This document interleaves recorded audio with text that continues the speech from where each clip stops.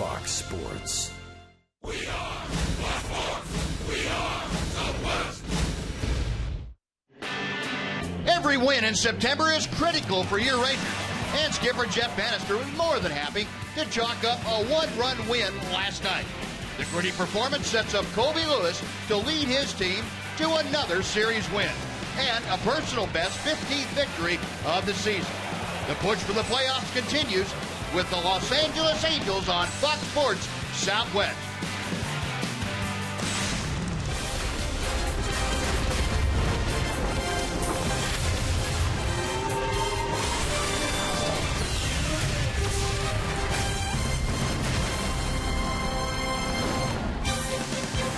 Texas Rangers baseball is presented by AT&T UVerse TV.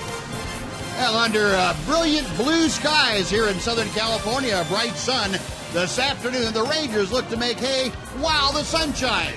They take on the Los Angeles Angels in the final game of this three-game series. And welcome in, everyone, along with Tom Graves, Steve Busby. Glad you could join us on this Sunday afternoon of Ranger baseball. Rangers looking for yet another series win.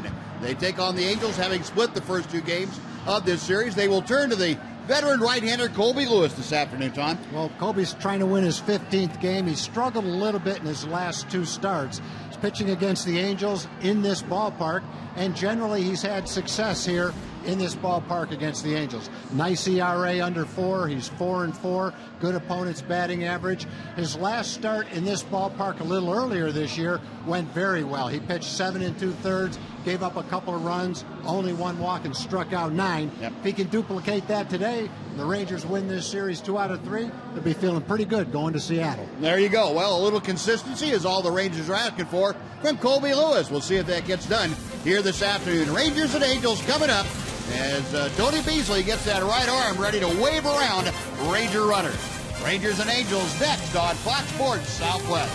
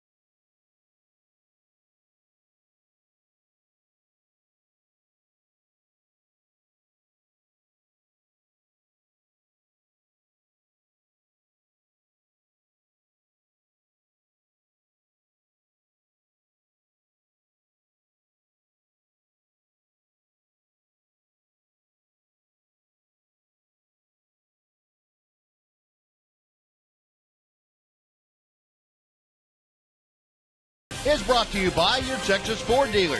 The best deals are happening now only at your Texas Ford dealers. Ford is the best in Texas. by AT&T Uverse TV.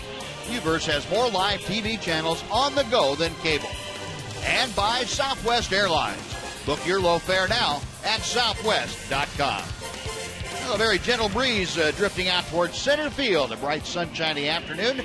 Before we get underway here at Angel Stadium, let's check in with John Radigan. Yeah, Buzz, I know that Tom will have the starting lineup in just a moment, but I can tell you that Ryan Strasburger is going to be out in left field today. After a half a dozen years in the minors, he's only had a dozen starts in the big league. So it's still exciting for him to walk by the lineup card and see his name on it. It's still kind of surreal, and I hope that's the feeling that you're going to have every day up as long as it lasts, you know. I mean, that's the game's fun, and this is where everyone strives to be, and to finally made it after 6 years in the minor leagues is awesome, and I mean, something I'll cherish forever, and just let that drive me and keep playing hard every day. And that hard work has certainly paid off for Ryan Strasburger, who has accounted pretty well for himself since being up with the big league club, guys. All right, John, thank you. Yeah, Ryan scoring the winning run last night as a pinch runner in that Ranger 2-1 win. Well, here's Tom. He'll give you the Southwest Airlines Rangers starting lineup today. A little bit different look to the lineup today. Drew Stubbs will get the start in center field, his first start as a Ranger. Shin-Soo Choo will bat second. He's 7 for 15 with 5 walks in his last 4 games. Prince Fielder is third. Adrian Beltre is fourth. Mike Napoli will start at first base, 8 for his last 21. Elvis Andrus hitting .265, the highest his average has been all season long. Rougned Odor is 7th. Chris Jimenez with 5 home runs in his last 14 games bats 8th. And Ryan Strasburger in left field will bat 9th. And Hector Santiago, the 27-year-old left-hander, property of the Angels for the last 2 years after coming over in a big 3-team trade. And Santiago finally getting his act together. He's an all-star this year for the Angels. First time he had been selected to the all-star team. Definition of a crafty left-hander. He will work in and out, change speeds, a breaking ball, and a little turn-me-over changeup. It has very good fade to it. So Hector Santiago, the basic pitches, and dealing to Drew Stubbs, who takes ball 2 high and away. We are underway, and Stubbs in that leadoff spot, 0 for 2 as a Ranger. With the Rockies this year, Stubbs hit .216. 2-1 now. And Santiago going with a throwback look with the socks. White sanitary socks with red stirrups. Like that look. Can't see it too much in the big leagues nowadays. And those are the way we stirrups always too. used to wear our socks, Buzz. Yeah, those are the real stirrups too. Yeah. Not the painted ones. No, 2-2 to Stubbs. Drew, of course, the Longhorn X, All-American down at University of Texas. He has the count full, so it's Stubbs trying to get aboard to start things off. Shin-Soo Choo will follow in the order. Payoff pitch on the way. Low and inside, ball 4. And Drew Stubbs working a very impressive walk to start the ball game off. Take a look at the Angel defense behind Hector Santiago out here this afternoon. Angel defense right in the middle of the pack statistically. 93 double plays. That's the fewest turned by an American League club this year. A lot of strikeouts on this Angel staff. And outfield, David Murphy, familiar to Ranger fans. Trout and Calhoun in the outfield. Infield the same as it was in last night and the first night. Crone, Featherston, Ibar, and Freeze with Carlos Perez handling in charge. He's going to make a visit to the mound and talk to Hector Santiago. Santiago missing pretty badly on that first pitch to Shin-Soo Choo. Of course, Stubbs at first, having drawn the leadoff walk. Choo, the highest his average has been all year, a .253 average, and he has really done a lot of work, especially since the All-Star break, raising that average. Pops the next pitch up. Ibar angling out into shallow left field. One gone. Choo had a pitch out of way to work with and just popped it up. One away. Prince Fielder will be next. Rangers come in now still just 2 games behind the Houston Astros. Astros just 1 game ahead in the loss column. And that's something to keep an eye on. The Astros have played 2 more games than the Rangers, and the Astros will be in town to take on the Rangers at Globe Life Park starting a week from tomorrow. That big 4-game series. Astros in for 4. The Rangers will go down to Houston for 3 in the following road trip. Fielder takes outside for ball 1. Prince now at 313. See, he has fared pretty well against Santiago, 8 for 26. So not a left-handed matchup that is particularly favorable to the pitcher. There goes Stubbs. The pitch is high. The throw is not nearly in time. And Drew Stubbs with a stolen base. He read Santiago pretty well, and there was no way you're going to throw him out with that kind of a jump. No, he's an excellent base stealer. Has been his whole career. Very good acceleration. Really nice jump. And obviously excellent speed.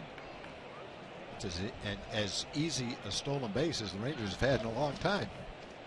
Now Stubbs had 20 stolen bases last year with the Colorado Rockies. As a fielder takes a strike. Stubbs had as many as 46 steals.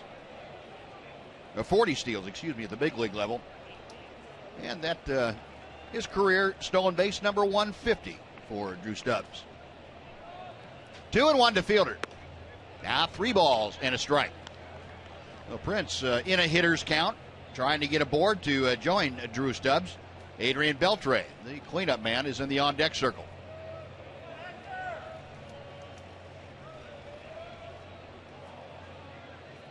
Santiago a check of second. 3-2. Now the Rangers at 71 and 63, tying their high water mark. 8 games over 500. They have been there a couple of times this year, and this is the highest they've been over 500 since the end of the 2013 season. Now Santiago, a long look at second. The payoff pitch is high and outside, ball 4. And there are 2 aboard for Beltre.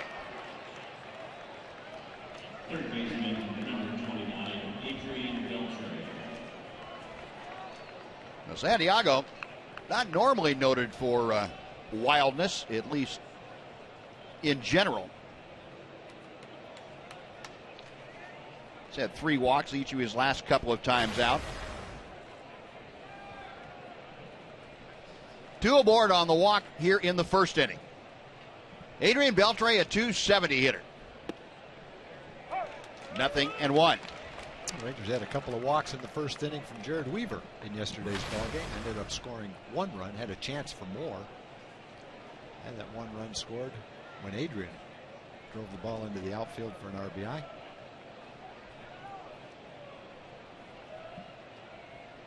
Couple of looks back to second. And now Beltre a little late pulling the trigger. 0-2 the count. Adrian, 13 home runs, 48 RBI, and he has driven in 18 runs in his last 19 ball games. Well, picking up that run production, which had suffered a couple of bouts with bad thumb and hamstring earlier on. 0-2, that's belted to left field. It is hooking down the corner, and it goes foul. Plenty of distance. Adrian Beltre just a hair out in front of it.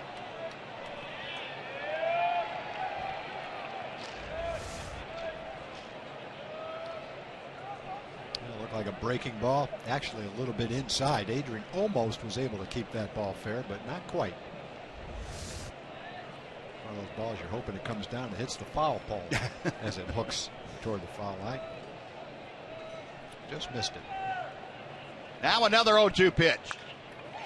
Right back to the mound. To second, they get 1. The return to first in time.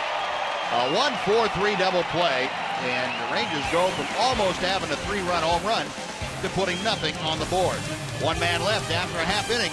Rangers nothing. Angels coming up.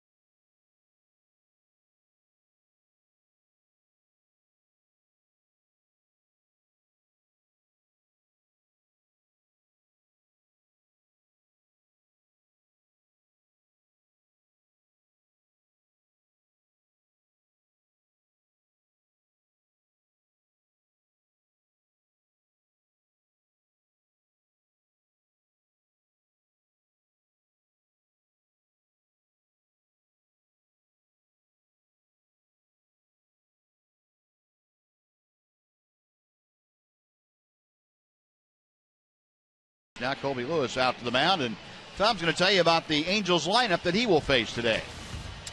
Cole Calhoun will lead off for the Angels. 21 home runs, 69 RBIs are career highs for him. Mike Trout, 396 on base percentage. That's the second in the American League. Albert Pujols is third. David Murphy gets the start and bats fourth. He's hit .328 in his last 18 games. C.J. Cron is fifth. Eric Ibar has had at least 10 stolen bases in 7 straight years. David Freese is seventh. Carlos Perez, the catcher, is eighth. And the second baseman batting ninth is Taylor Featherston. Well, that's Mike Scioscia's lineup that will face the 36-year-old right-hander Colby Lewis. Our progressive scouting report.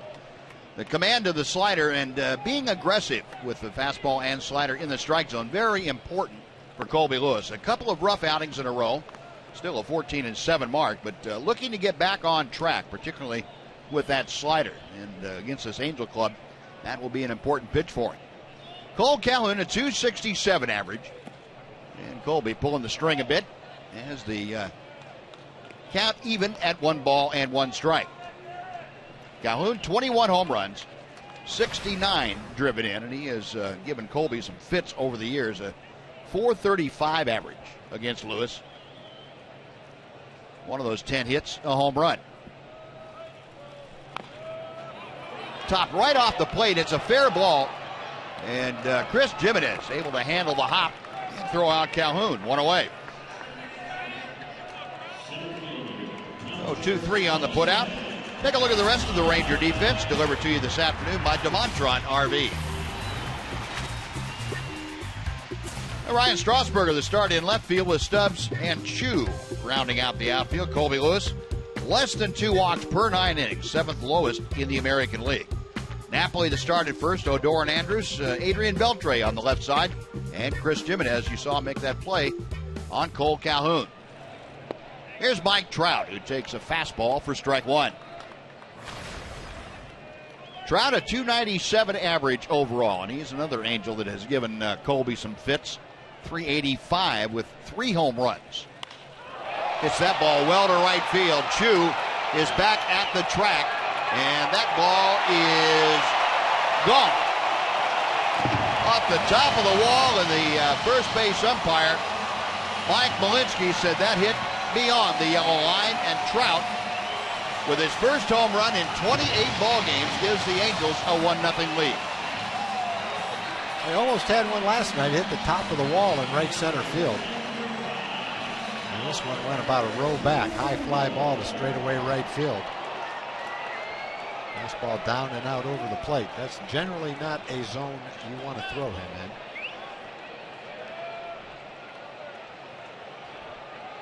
I'm just going to take a look at it, I guess. Yeah, Jeff Bannister out there to see if he couldn't encourage the umpires to get together, and they're going to take a look at it. And Mike Winters, the crew chief, calling the balls and strikes today. He'll be joined by Mike Malinsky. That yellow line denoting the top of the barrier out there. And, of course, there's that railing behind the wall right in front of the seats. And it is confirmed very quickly, a home run. You know, Mike Winters didn't have to take too much time of being on the headset. Got the call from the folks in New York. And the Angels have a 1-0 lead. Trout with his 34th home run of the year. And his 4th career blast off of Colby Lewis.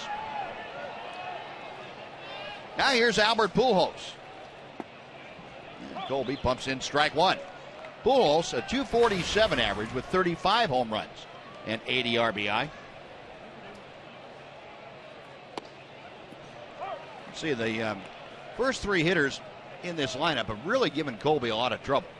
Calhoun hitting .430 something, and Mike Trout up around .400 now. And Pujols hit by the fastball.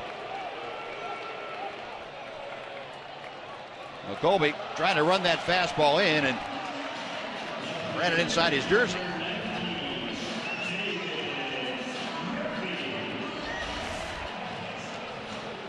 Not a bad idea trying to keep the ball in. He just got a little too far in.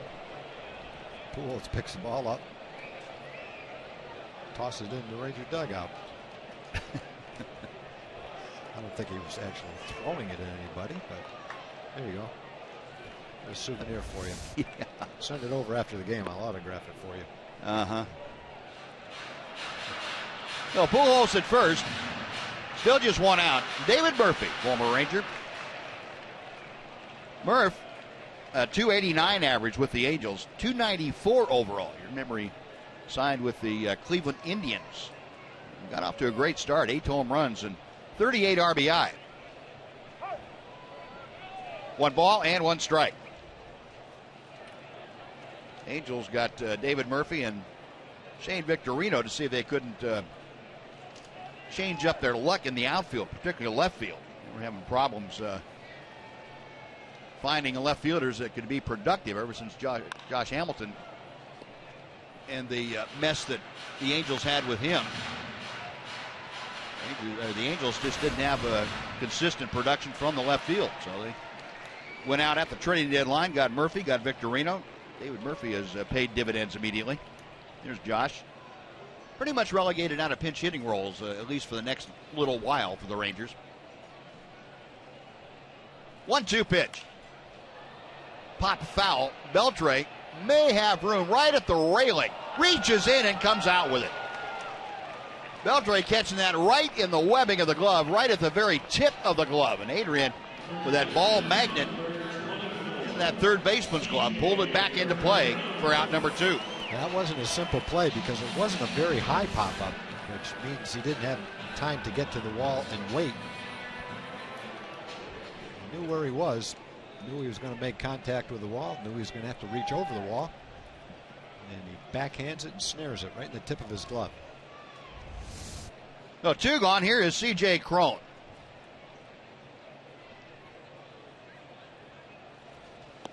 One ball, no strikes. Cron has driven in all the Angel runs in this series. He had the 5 RBI on Friday night, drove in the only run last night with a ground out in the first inning. Now up to 38 runs batted in for the season. 1-1.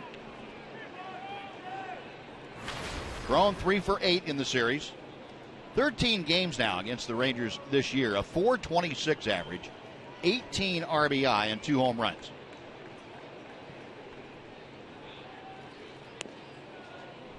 Two and one.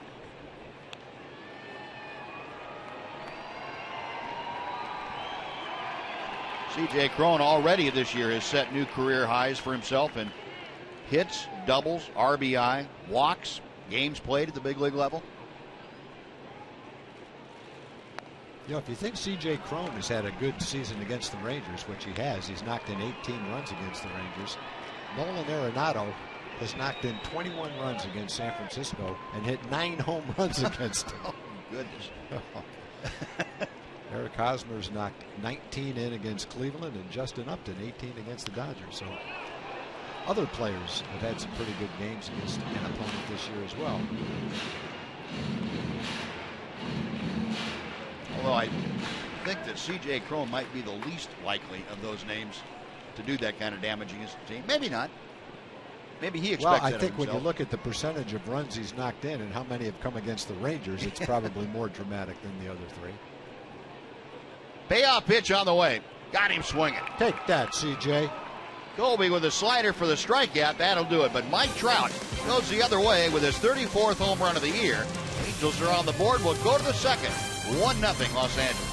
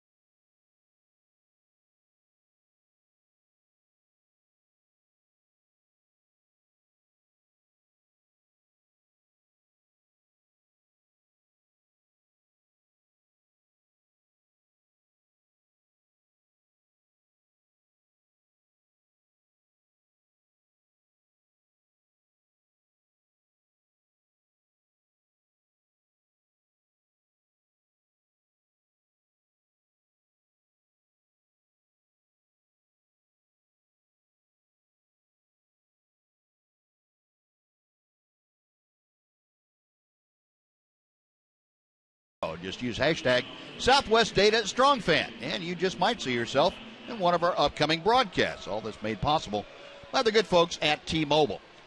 We'll show you today's selection a little bit later on this afternoon. Right now, Rangers playing from behind.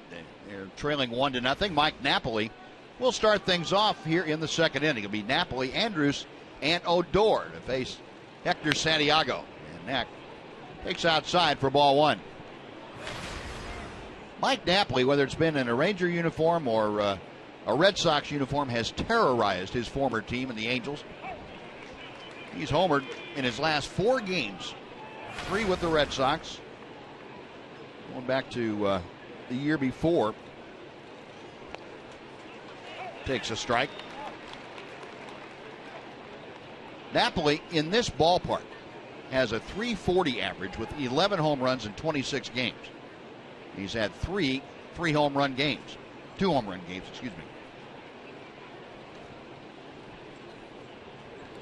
Well, it would be interesting to see what would have happened over the last 7 or 8 years if the Angels had signed Adrian Beltre, which evidently they were in the running for him, and kept Mike Napoli. Yeah. Well, it's kind of doubtful the Rangers would have gone to the World Series in 2011. Exactly. Might have been just the opposite. 2-2 pitch.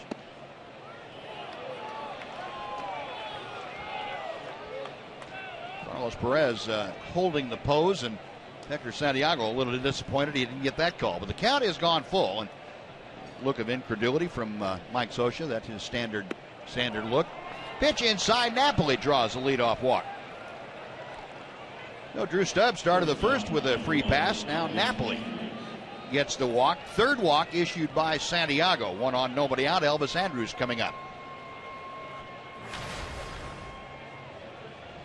Elvis at .265, and as Tom told you, that's the highest his batting average has been this year. To get it there in his last 49 games, Elvis has hit .315. Brings in a 7-game hitting streak. Not much luck, as you can see, against Hector Santiago over the years. 1 ball, no strikes. Elvis showing bunt that had both Freese and Crone crashing down from third and first. David Freese down there at third and will play maybe a step behind the bag. Santiago with the fastball in for a strike. 1-1. Elvis on this road trip has gone 7 for 17. A double, a couple of runs scored, and a couple of runs driven home. He also had 3 stolen bases. So, Tom, what you were talking about, the running game has gotten going into high gear. Yep, just playing at an overall high level. Every area of his game right now. 2 balls and a strike. Elvis with half a dozen home runs, 50 RBI. 2-2 now on the foul ball.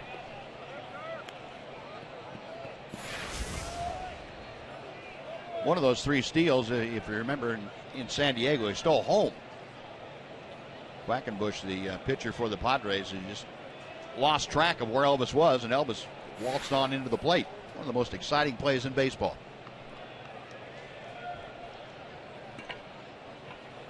Santiago ready, a check of first. Pop foul, that will reach the seats.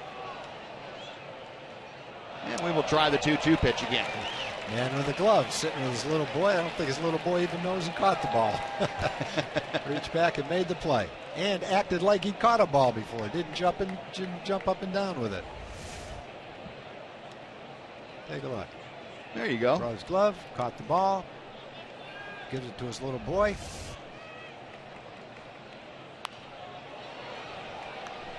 That is right back over our heads and out of play.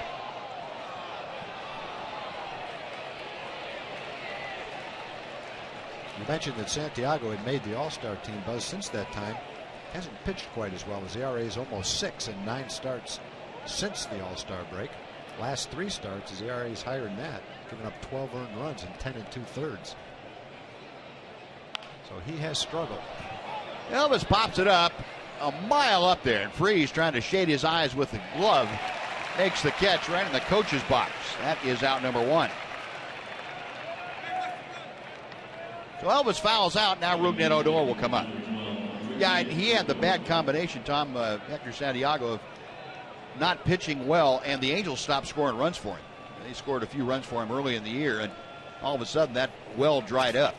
And that's not a good combination for a pitcher. No, those must be some lopsided defeats over his last 3 starts. Hasn't made it out of the 5th inning in any of them.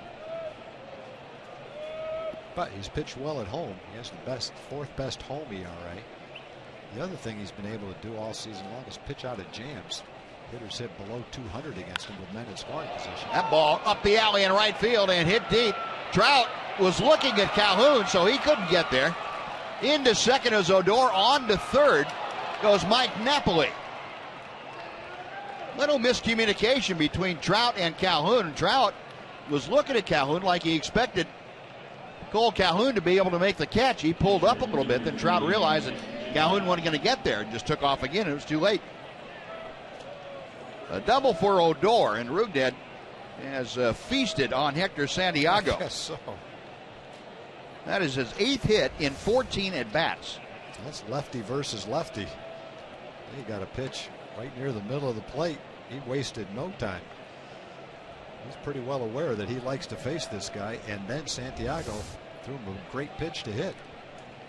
Second and third, just one out. Chris Jimenez takes ball 1 outside. Santiago's been kind of cruising along at 88, 89 miles an hour. Popped that last one with men at second and third at 93. Amazing what happens when you get runners at second and third. What happens to your velocity? Up the middle, Santiago makes the catch. The throw to second in time for the double play. Oh, my.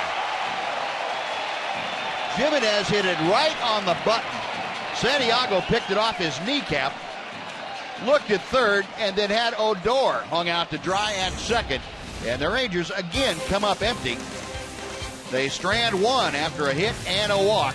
That double play ends the inning. 1-0 Angels.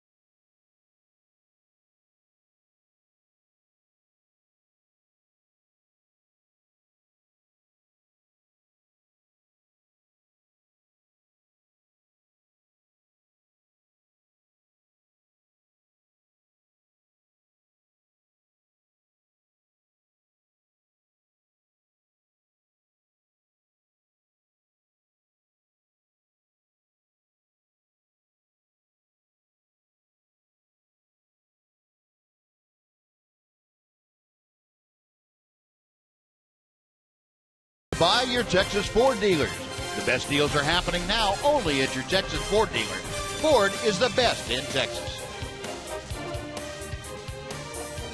Now a 1-0 Angel lead as LA comes to bat here in the bottom of the second inning. Eric Ibar to lead things off, David Freese and Carlos Perez to follow. Colby pumps in strike 1 to Ibar. Ibar hitting .270 for the year. Colby's been able to handle the shortstop for the Angels pretty well over the years, just a .214 average. And ahead of him here, no balls and 2 strikes. Ibar, as you saw, a couple of home runs, 38 driven in.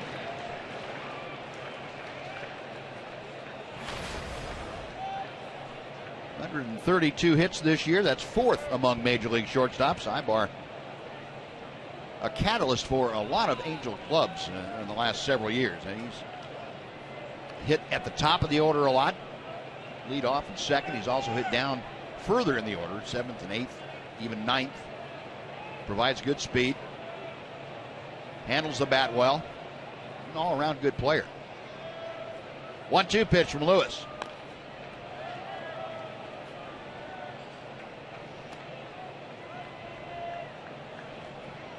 Ibar, the switch hitter, up there from the left side against Colby. Splits for Ibar this year. A .266 average left-handed, .281 right-handed. Another 1-2 pitch. 2 balls and 2 strikes.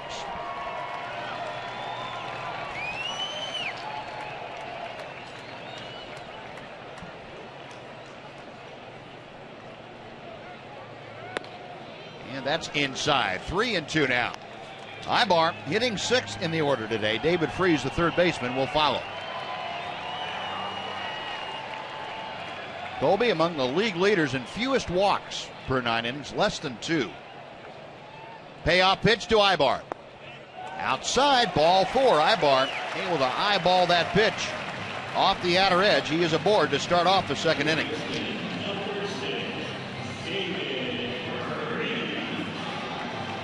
Colby 8th in the American League with a 1.91 walks per 9 innings. There's Lewis coming in fourth in the American League with 14 wins. And he's 7th with a .667 winning percentage. Here's David Freese, a .242 hitter. That ball is hammered to the left field corner, one hop and into the seats. And that will save the Rangers a run as Ibar is forced to stop at third on the ground rule double. Well, Freese going up there looking for a pitch in a spot, and he got it. David Freese with a rifle shot, 2-bagger. Fastball kind of tailing toward the inside corner. After the leadoff walk, Freese first pitch hitting ripped it to left field. The Rangers can pull off the same kind of play to get out of a second and third jam that the Angels did.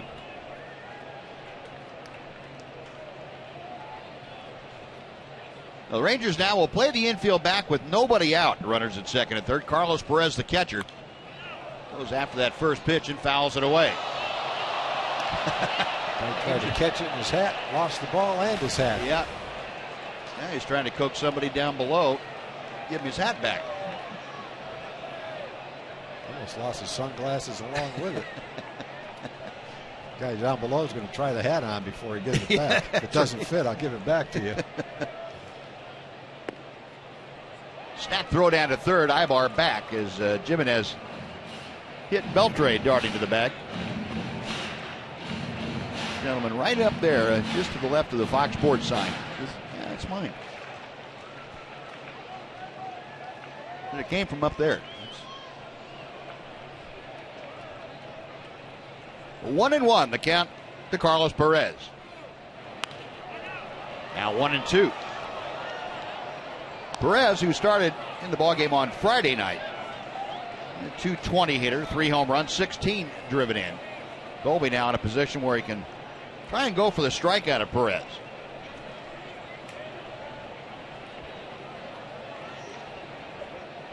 Perez 0 for 2 in Friday night's game.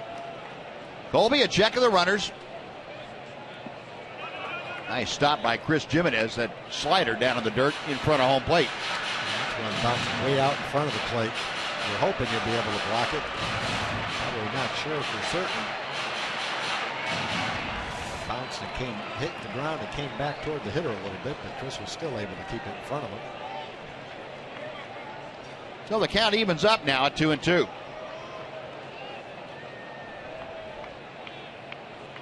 Jimenez flashing out the series of signs. Colby says, why don't you run through those one more time for me?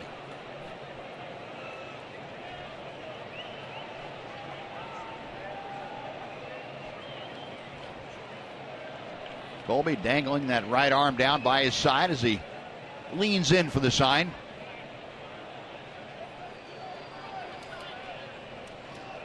A leadoff walk to Ibar, followed by a first pitch double off the bat of David Freese. 2 on, nobody out. 2 balls, 2 strikes, the count to Carlos Perez.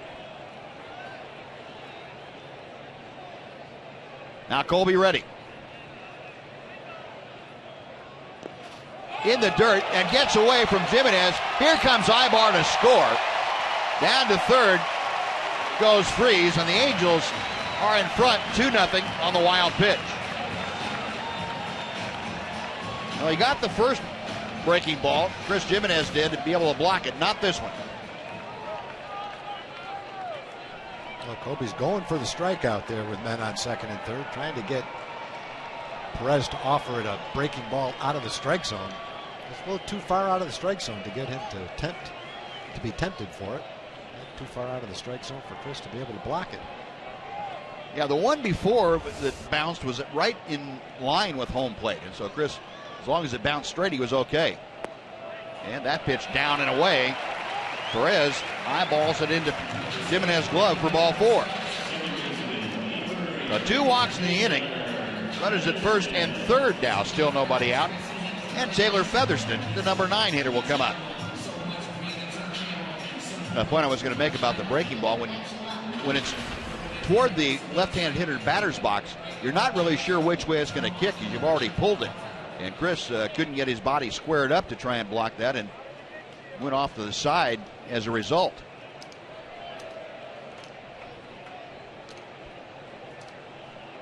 Featherston hitting at just 132. And a guy that can handle the bat a little bit. A home run and 5 driven in. Colby starts him off with a slider. Here's that wild pitch we were talking about. Chris trying to slide his body out in front and get it squared up so the ball would hit him and drop right down in front. He couldn't quite get there quickly enough.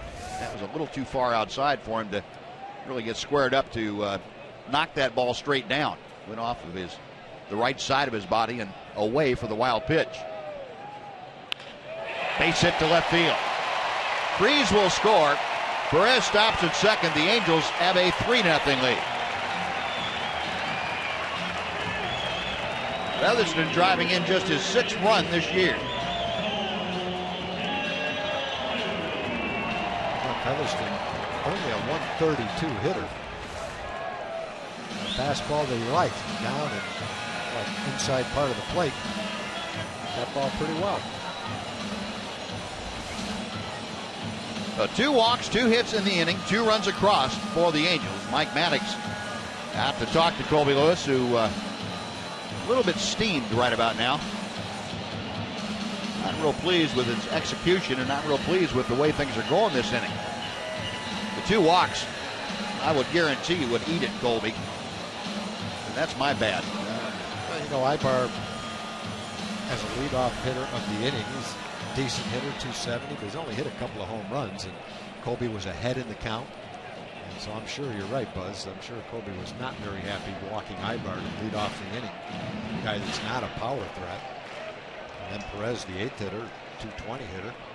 And then you give up a base hit to a 130 hitter. So yeah. Bottom of the order, having a nice second inning. And if I were Colby, that would be something that would upset me too. Now he's got his hands full now, the top of the order with 2 on and nobody out. In the dirt right at Cole Calhoun's feet, and nice stop by Chris Jimenez. Chris had practice with that one. Yeah. That's the one you were describing before, Buzz. Looked like almost the same location of that pitch, down and away. This time he was able to get down and block it.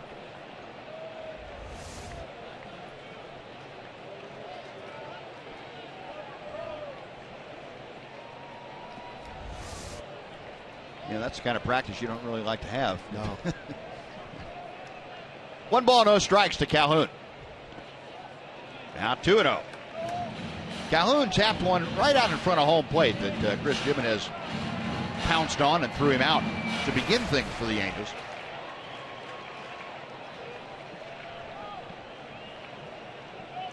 Calhoun, 12 games against the Rangers this year, a .420 average. 2 home runs, 14 driven in those 12 games.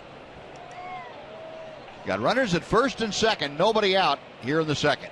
That ball is blistered but pulled foul. Colby took just enough off that pitch to get Calhoun out in front.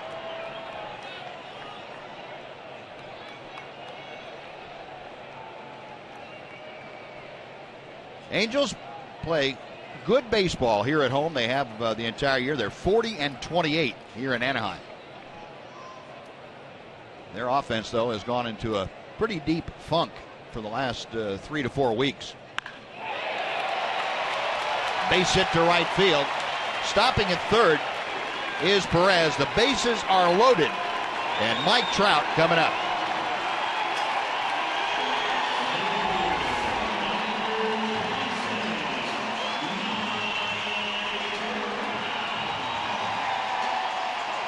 Calhoun with that short, compact swing, and he generates a lot of power. He hit that right on the nose. So 3 hits, 2 walks in the inning.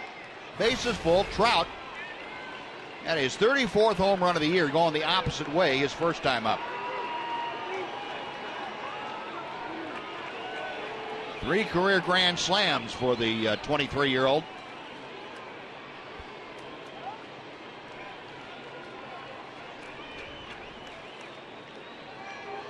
Colby sets the first pitch to Trout. 1 ball, no strikes. AT&T U-verse Rewind will take you back to the first inning. Mike Trout going the other way with pretty good results. Good power by Trout going that way. Another guy that has a short, compact stroke, generates an awful lot of power. 1 ball and 1 strike.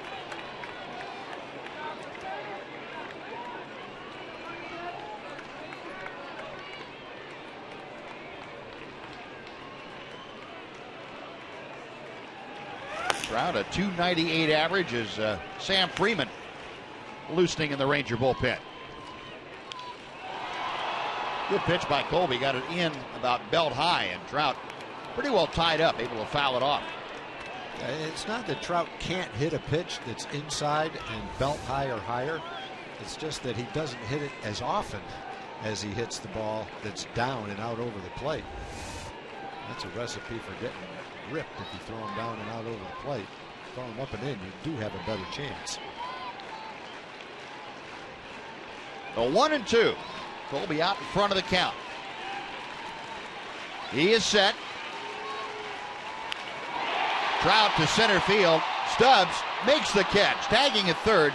Coming in to score Carlos Perez. A sacrifice fly by Mike Trout. The Angels lead it 4-0.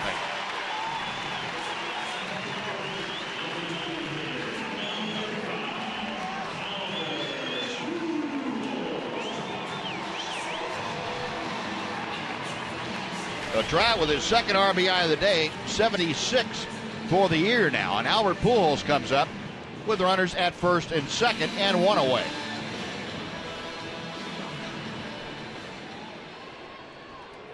Pujols hit by a pitch in the first inning. .247 average, 35 home runs for Pujols. That is 4th in the American League, 6th in the major leagues.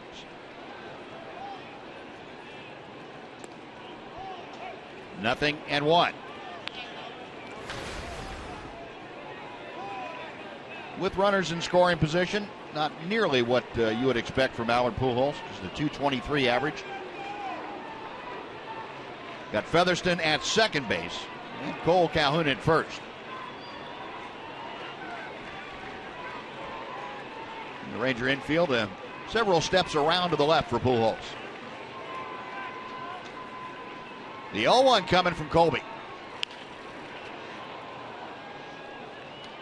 1 ball and 1 strike on the foul chopper. Make that 0-2. Excuse me.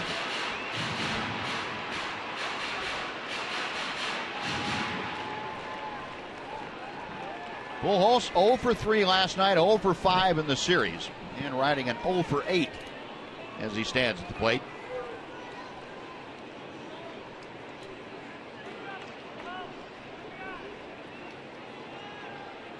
Lewis okays the sign and check him second.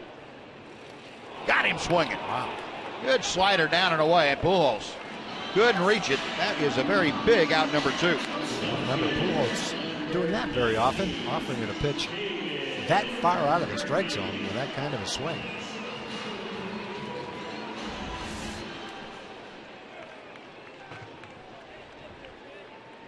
Now David Murphy will come to the plate. Murphy, the 8th hitter that the Angels have sent to home plate in this inning. Murphy fouled out to Adrian Beltre, who made a very nice play reaching into the photographer's well down the third base side. And breaking ball stays a bit high for ball 1.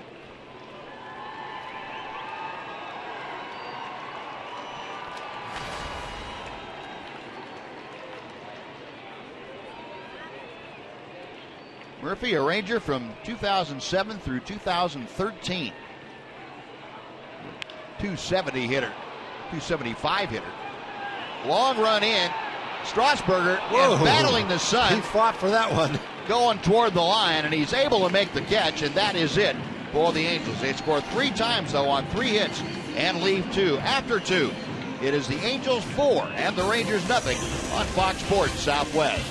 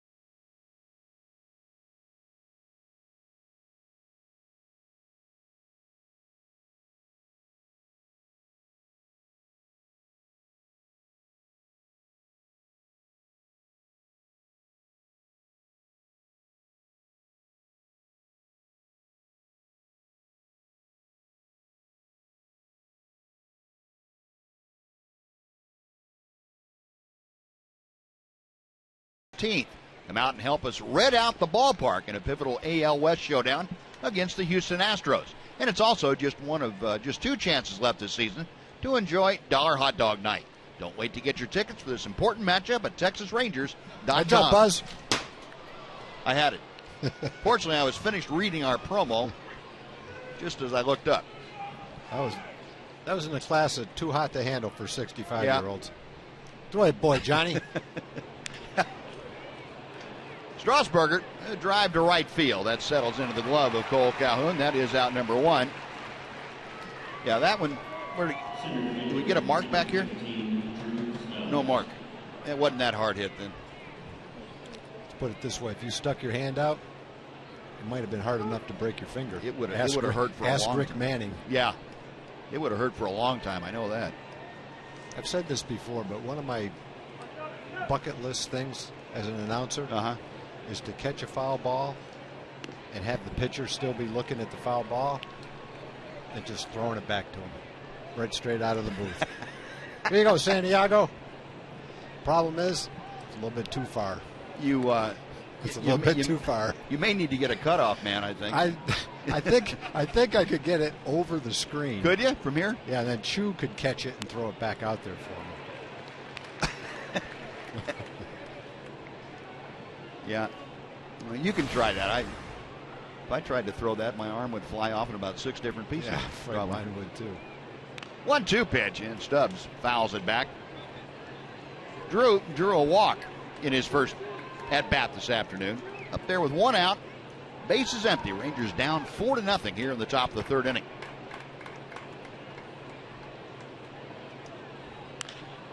Stubbs hits it well to left field. Murphy going back, still retreating on the track, and makes the catch.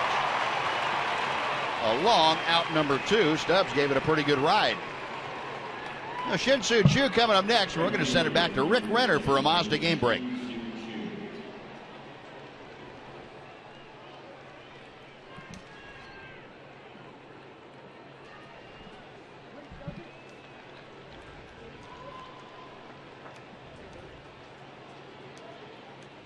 All right, Rick, thank you. Turn of events down there in Houston. Shin-Soo Choo popped out to short his first time up. Angels in a big overshift now with Choo facing Santiago. 1 ball and 1 strike. Our Ford leaderboard will take you back since the All-Star break. The American League leaders. Ford leaderboard showing you that Miguel Cabrera leading things. Shin-Soo Choo 3rd on that list. Mentioned the work that Choo has done. A .434 on base percentage for Choo. Going behind Cabrera and Michael Brantley. That swing evens the count now. 2 balls and 2 strikes.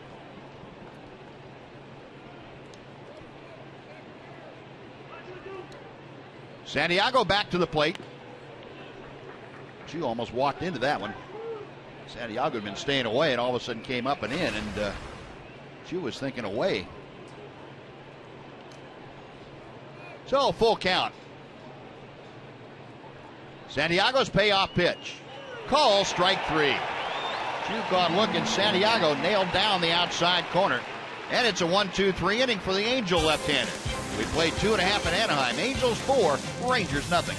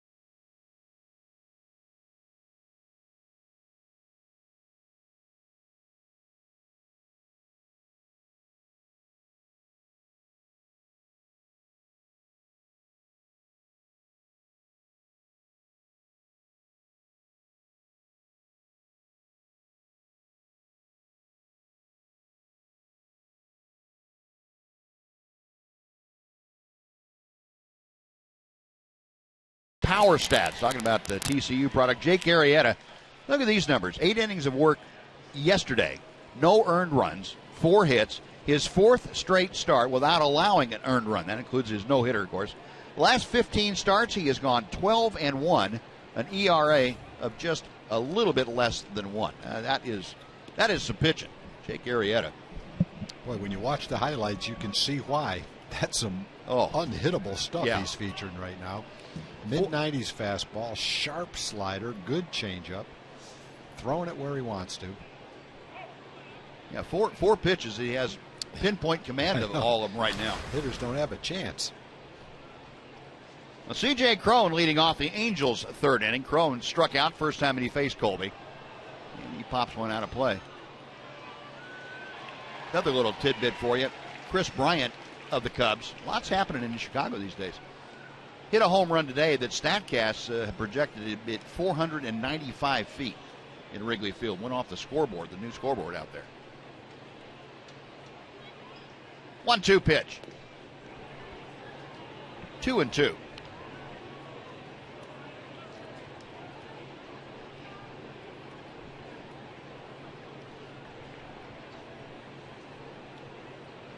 Colby back to the plate. Hard hit ball. Elvis flags it down from the sitting position. Throws not in time. That's a shame. What a marvelous get by Elvis Andrus. And an attempt. He made an accurate throw on one hop. Just couldn't get enough on it to get Cron, who gets an infield single. You ought to get credit for something defensively when you do that, even if you don't get the runner. It was a great pickup. And then it turns out to be an accurate throw. Just impossible to do it quickly enough to get the out. Doesn't take anything away from the ability it took to make that play, though. Look at that.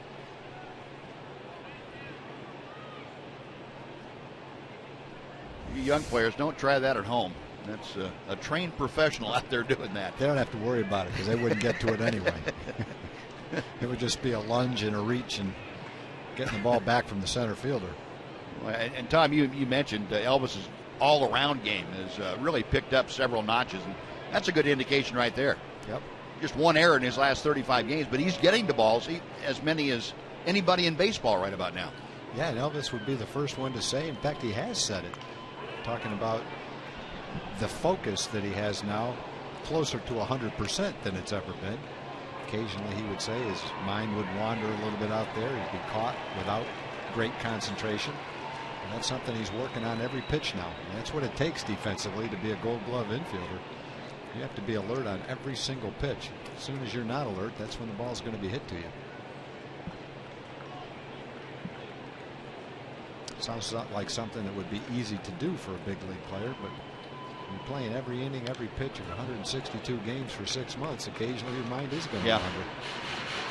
You know, I would think, you know about this better more than I would, but I would think you kind of get in the habit sometimes of letting your mind wander, where you get into a routine and really the focus isn't there consistently. I think what happens to a lot of people, and you say don't take your offense out to the field, but sometimes it's impossible. You pop up with the bases loaded and one out in a close game, you go back to the field and you're thinking about the pitch, thinking about the swing, you're upset because you didn't drive the run in.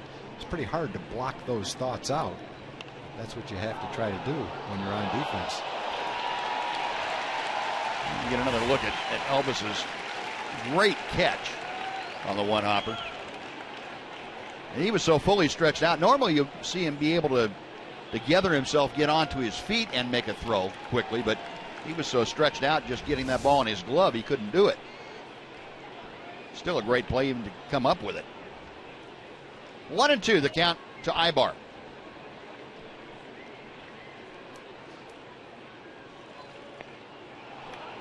Swung on and missed by Ibar, and he is down swinging. Colby gets his third strikeout of the afternoon. What a way David Freese coming up. Ibar is one of those hitters that doesn't strike out very much and doesn't walk very much. And in this game, he's done both of them. He walked to start the 3-run rally in the second. Now he strikes out in the third. Well, David Freese hit a one-hopper that got into the seats down in left field, right down the line his first time up. Ground rule double. He came around to score then on Taylor Featherston's RBI single.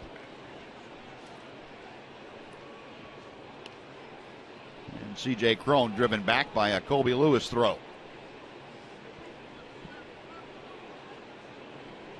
Freese now with hits in 4 of his last 5 games since coming back off the disabled list.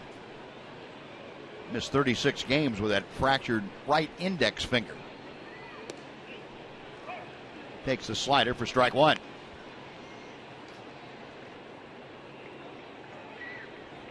Freese got off to a start this year that was, maybe not as horrendous as last, but still .213 through his first 45 games. Since then, in his last 48 games, he's hit .272. 1 ball and 1 strike.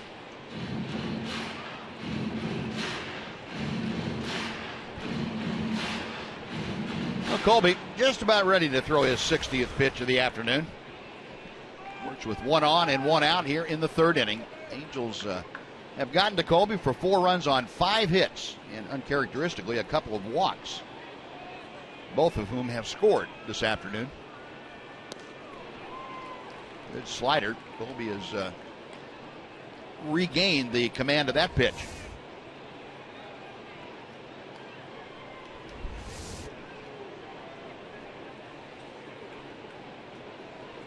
A ball and 2 strikes to Freeze.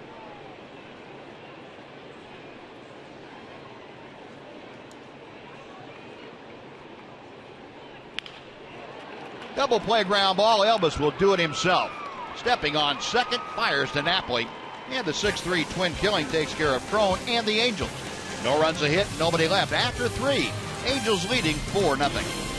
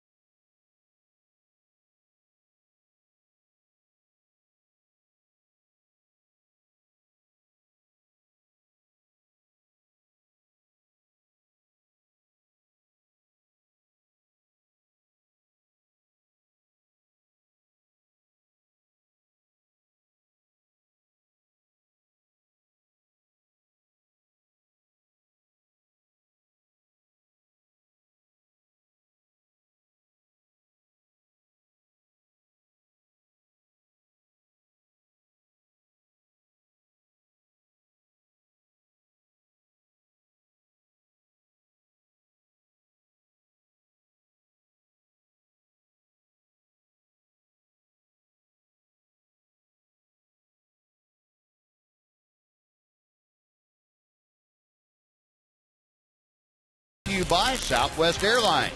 Book your low fare now at southwest.com. And by Mazda. In every car we make, you'll see why driving matters. It's a beautiful afternoon out here in Southern California. Light breeze and brilliant sunshine. Some puffy high clouds floating by overhead. Bridge Fielder leading things off for the Rangers here in the 4th inning. And Hector Santiago fires strike 1 with the slider. Fielder drew a walk in the 1st inning. His only at bat this afternoon.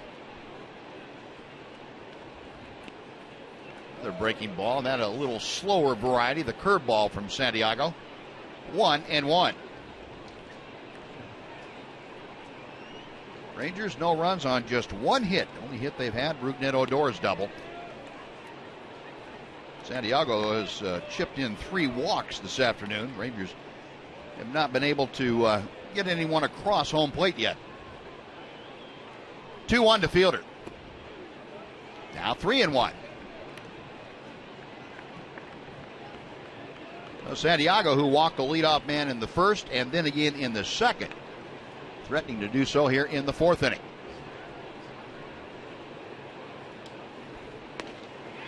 Three and 2. Fielder trying to get aboard to start things in the Ranger 4th. Adrian Beltre will follow.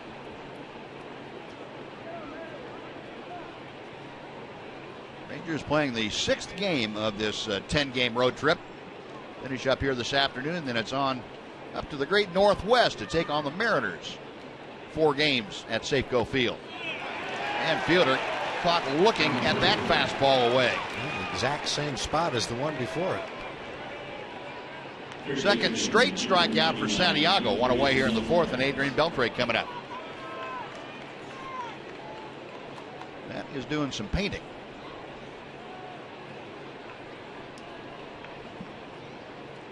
Beltre grounded into a double play his first time up.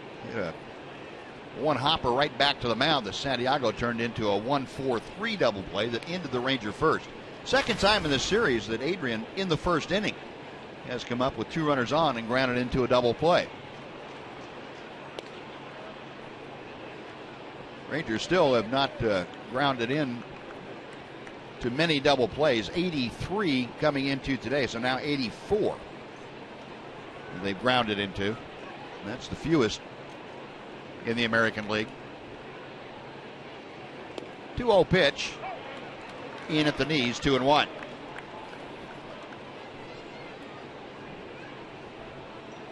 Beltre questioning Mike Winters about the last pitch, or maybe they're talking about what they're going to do in the offseason. 3 balls and a strike. Beltre, the cleanup hitter, to be followed by Mike Napoli.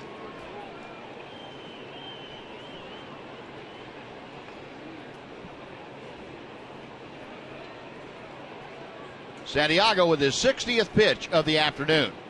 It is ball 4. Down and in, Adrian draws the 1-out walk. He is aboard, Napoli coming up. Folks, a reminder, there are only 3 chances left to see a postgame fireworks show at Globe Live Park this season. Next opportunity is coming up on Friday, September the 11th, after the Rangers game against the Oakland A's. Fans using the online coupon code FIREWORKS at TexasRangers.com/specials can get seats for $14. The seats are going fast, so don't wait. Get yours today. 4th walk issued by Santiago. 1 on, 1 out. Mike Napoli drew one of those walks in the 2nd inning. 1 ball and no strikes.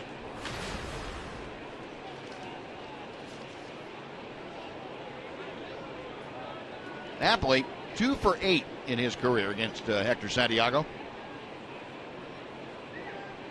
Left-hander, a check of first, and misses high. It's 2 balls and no strikes. Santiago originally came up with the Chicago White Sox. Came up as a reliever. The White Sox turned him into a starting pitcher. Never really established himself too well there. And Hector Santiago now 58 walks, now is the 5th most in the American League. Garrett Richards walked 5 guys in his start. Rangers could only get a couple of runs off of him. So far, there's been 4 walks in this game, a couple of good opportunities, especially when Jimenez hit a ball, looked like it was up the middle with men on 2nd and 3rd. Probably would have scored both runs. Instead, Santiago speared it, turned it into a double play. 2-1 pitch. Now 2-2.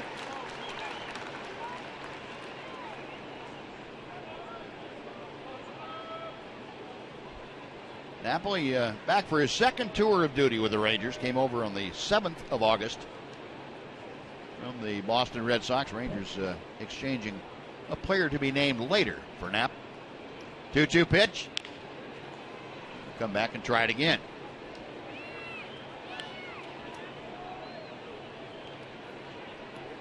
Like we mentioned, always terrorizing the Angels. He has his best overall numbers against the Angels of any American League opponent, a .331 lifetime average.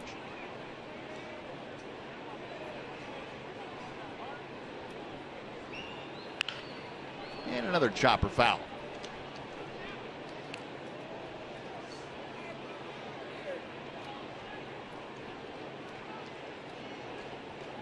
Has the 2nd highest on base percentage and slugging combination of any opponent other than Joe Mauer against the Angels.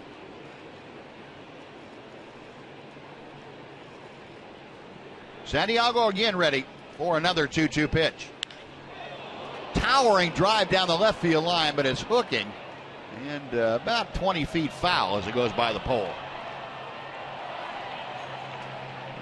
In the first inning was Adrian Beltre that missed by about the same amount wide left, and now Napoli. That's a quick way to get back in the ball game. 4-0. 1 swing in the bat gets you right back in it. And Knapp is certainly capable of doing that. That's why he's here.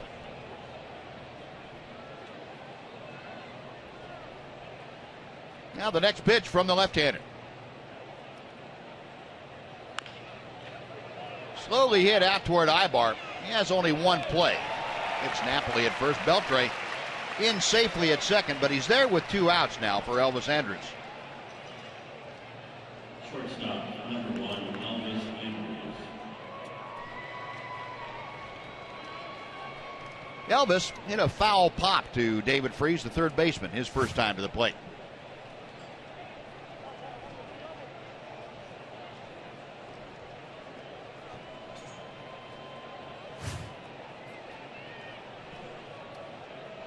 Rangers, we talked about, has not been a good road trip thus far for hitting with runners in scoring position. Rangers coming into play today in the first 5 games of this road trip. As Elvis drives one to left field, Murphy is going back, still going back, reaches up and makes the catch and bangs into the padding. Elvis gave it a long ride, about 385 feet from home plate, but Murphy able to run it down. And that'll do it for the Rangers. 3.5 in the books. Angels by 4.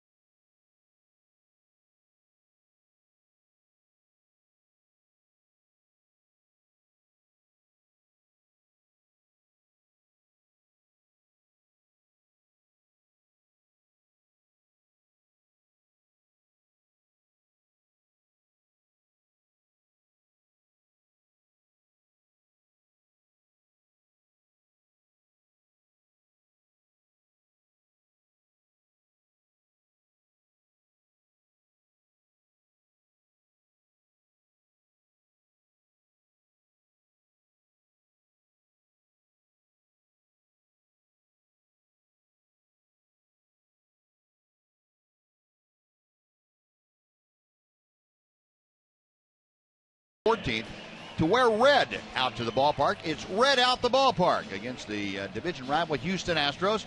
Old Life Park, a sea of crimson, hopefully. 2 upper box or upper reserve seats are available for just $14 when you use the online coupon code Lone Star. Go to TexasRangers.com before all those good seats are gone. Carlos Perez leading off the Angel 4th inning.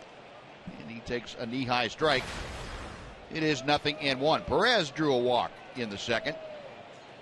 One of 2 walks in that inning. Colby losing the command of the strike zone. And Perez bangs that leadoff single into center field. So he is aboard with nobody out. Taylor Featherston coming up. We're going to send it back to Rick Renner for a Mazda game break.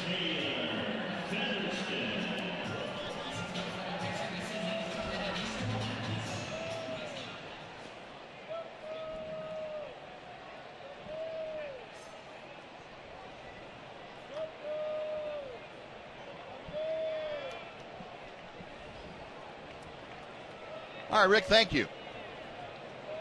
Think he got more than 1 run for that? Should. I remember the home run derby when Josh hit about 10 balls 500 feet. One right after the other. Yeah, old Yankee Stadium. Yeah, went crazy. What did he have, 28 in that 1 round or something like that? He had enough to where he was so tired he couldn't hit any more. That's right. Taylor Featherston bunting through the first pitch from Colby Lewis. So he's trying to get a sacrifice down, at least on the first pitch. Featherston had an RBI single back in the second. And Colby throws it away. It gets by Napoli. Down to second goes Perez before Odor can get the ball back in. Napoli went to catch the ball, and it looked like Perez got between Napoli and the ball, and Nap couldn't reach around it. Through a moving screen. Well, the error, that'll be charged to Colby Lewis on the throw, and that puts Perez at second base with nobody out. First Ranger error of the afternoon.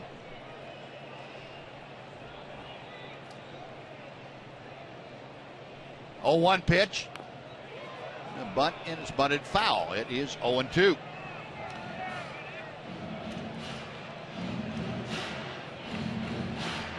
Taylor Featherston unsuccessful on 2 attempts to advance the runner. Checking with Gary DiSarcina down there at third, the third base coach, and didn't put it past Mike Scioscia to have him try to bunt again. Mike Napoli, the Ranger first baseman, creeping in right toward the cut of the grass. Beltre backing up at third. That pitch hangs just inside. 1 ball and 2 strikes. Featherston with that base hit now has the average up to 140. Missed a significant amount of time on the disabled list. Colby a check of second. And a little number down the first baseline. It's going to be a tough play for Colby. A backhanded swipe, not in time. Well, Colby was not going to be able to reach over, pick the ball up, and make a throw as he tried to stop his momentum. He did about the only thing he could try, and that's a backhanded swipe of the ball, see if he can get it to Napoli in time, and he didn't. Yeah, he's made that play before. Remember a play that he made a couple of years ago? He just marveled at it, saw the replay 2 or 3 times, and similar kind of play where he just flipped it with his glove over there. Yep. And Rangers are going to at least take a look at that one and decide whether they want to challenge it. It looked like he got it there. Not sure whether Knapp was able to keep his foot on the bag or not, but it was a very close play. Didn't get that one in the air. I guess they're not going to challenge it. So Featherston fails on 2 bunt attempts. Then, you know, for all intents and purposes, hit a swinging bunt, and it turns into a base hit. Bottom of the order doing some damage today. Freese has a double. Perez has been on twice, a walk and a hit. Featherston now has a couple of hits. 4 hits and a walk in 6 times at the plate for the bottom 3. So first and third, nobody out, back to the top of the order. Cole Calhoun 1 out of 2, and a single to right field his last time up.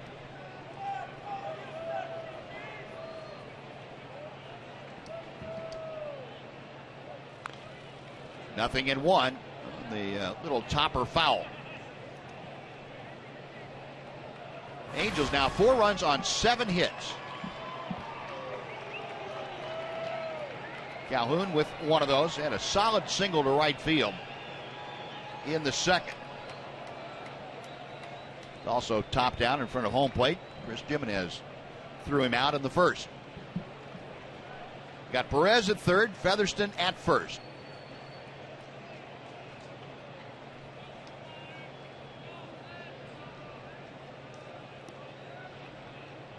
Cole Calhoun now 12 hits in his last 33 at-bats.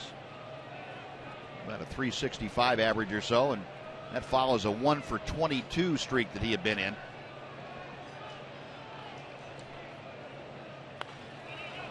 Colby pulling the string, and Calhoun flared it back into the seats. 0-2. And Anthony Bass starting to get loose in that Ranger bullpen.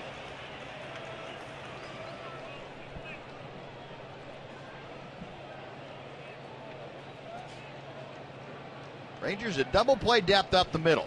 Runners at first and third with nobody out. They will give up the run if they can get 2 outs here and prevent what could be a bigger inning. 1 ball, 2 strikes.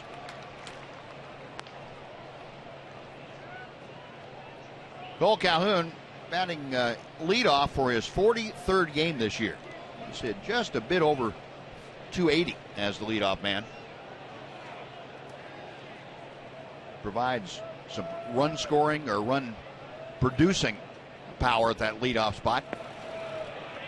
Low and inside, 2 balls and 2 strikes now.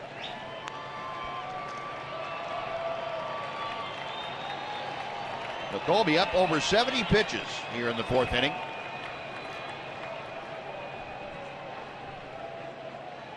Right-hander from Bakersfield, California, about 140 miles north of here.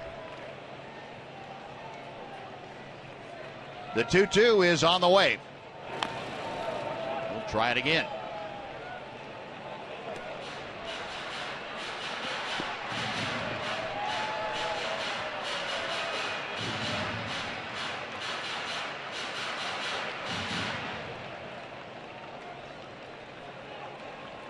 Calhoun already with a career high 21 home runs.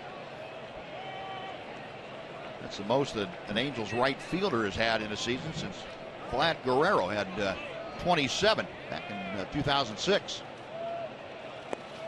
3 balls, 2 strikes. Colby goes from 0-2 to 3-2, trying to find a way to put Calhoun away, and he couldn't do it. The count's full. Calhoun will be followed by Mike Trout.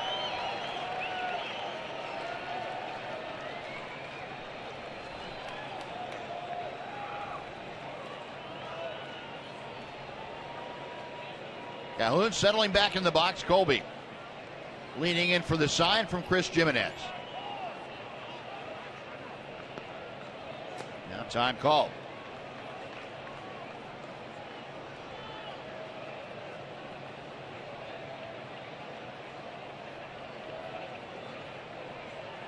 Colby nods in agreement and sets.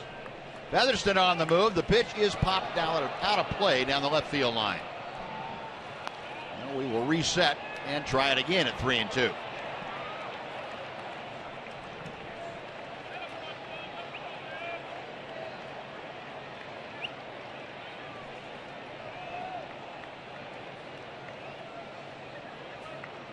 Calhoun 3 out of 10 in this series against the Rangers.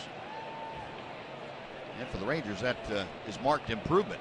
Calhoun, we told you before the first ball game on Friday night, was hitting over 430 against the Rangers this year.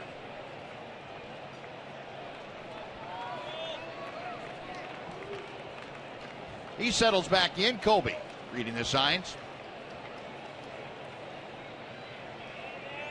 Another 3-2 pitch. Got him swinging. Throw to second. Featherston will stop and get in a rundown. Elvis is going to run him down and make the out. And in to score, meanwhile, is Carlos Perez. And that makes it a 5-0 lead for the Angels. And Featherston's going to stay at first base, as Mike Socia indicated that he wants to hang on a second and see about a replay challenge possibly. But the run scores after the strikeout, and Elvis running Featherston back to first base with the tag. Once the throw comes to second and he stops, you have to be aware that there's a man on third base. And about halfway back to first base, the man at third, Perez, broke for home.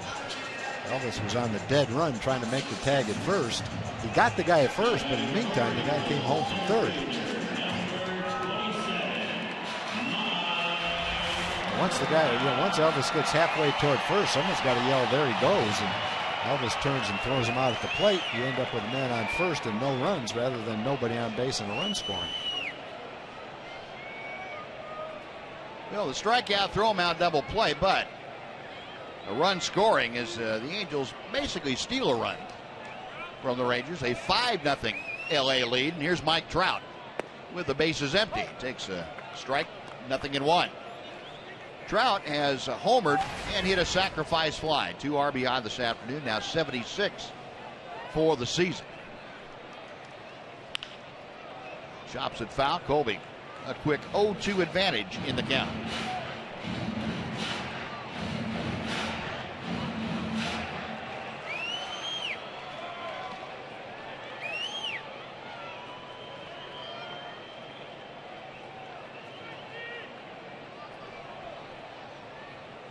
Colby to the wind. And calls strike 3. Nailed the outside corner. Trout caught looking. And that'll do it. But Angels add on a run on 2 hits and nobody left. After 4, 5-0 Angels.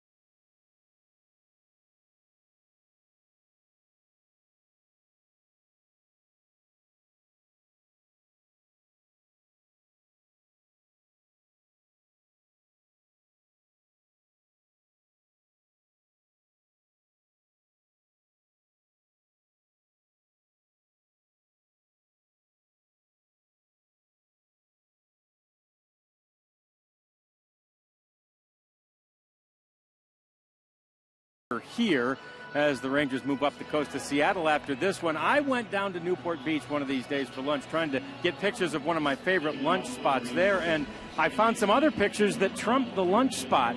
We went on a little cruise around the bay in Newport Beach, and you see the jetpack. You can rent one of those jetpacks for about $700 a day. So they say it takes about a day to learn how to use it, so you need $700 to get that done. And there was lots more fun and joy to be seen down there, as in each case, all it takes is money. That is the former home of John Wayne, believe it or not. Lots of celebrities live down there in the Newport Beach area. John Wayne didn't live in that house, a slightly smaller one. It was rebuilt after the new people bought it. The next one, though, Nicolas Cage actually lived in that house. There was an intruder. He sold it for $40 million. Guys, I told you, all it takes is money, unless there are some people who don't need money, or maybe not people, some mammals who don't need money, as we see the pop-up by Rougned Odor into left field, and there's David Murphy hauling it in. Not everybody needs money. If you find a yacht you like and you're one of those guys, you just take it, guys. That's it. That's mine. We're going to relax out here. What a great picture. Isn't that great? Those are squatters. That's exactly right. Yeah. They're too big to tell them no, so you need a whole bunch of fish to get them off there.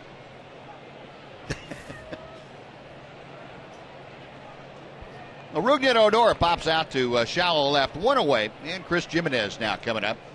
Chris hit a bullet right back to the mound that Santiago flagged down, turned into a 1-4 double play. That was a big critical spot in the game. It sure was. That was kind of a turnaround, not a turnaround, but certainly a key play in the game. That ball somehow doesn't hit his glove. It goes into center field for 2 runs. Might be a different ball game. But since that point in time, Santiago's turned it around pretty well. And through all this, all the base runners only given up 1 hit. That was Odor's double to the right center field gap. I'll take you back to that second inning. 2nd and 3rd and 1 out. And Santiago looking for someplace to throw it. And he finally realized that Rougned was a little too far off the bag. So he got that double play that ended the inning when the Rangers looked like they were going to score at least 1. And like Tom said, if that ball goes through, it's 2 across and still only 1 out, and who knows where you go from there. Yeah, a lot of times the ball back through the middle, you think it might go through the middle if the pitcher doesn't get it, and you look there and you see a shortstop or second baseman right there to catch it anyway. But that wasn't the case on that one. They were in double play depth, not double play depth, but they were off to the sides and not up the middle. And as hard as that was hit, it probably would have found a hole. Chris Jimenez draws the walk, and for Hector Santiago now, that's the 4th walk that he has issued this afternoon. You just need to capitalize at some point in time on his wildness. 5 walks, pardon me. He had 2 in the first inning. So Strasburger up for his second at bat and takes ball 1 inside. Ryan lined to right field as he led off the 3rd inning this afternoon. Strasburger batting at .220.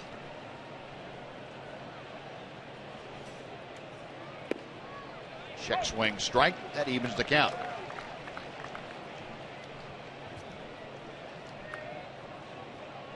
Ryan, we've seen as a pinch runner in 3 of the last 7 ball games. He's just 2 for his last 20 times in the games that he has had it at bat. 2-1.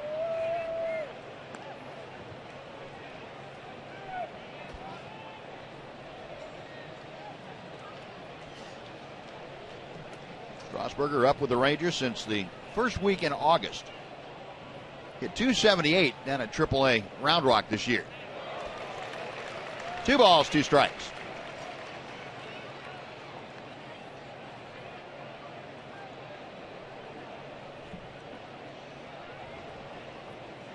That last pitch for Hector Santiago, his 80th of the afternoon.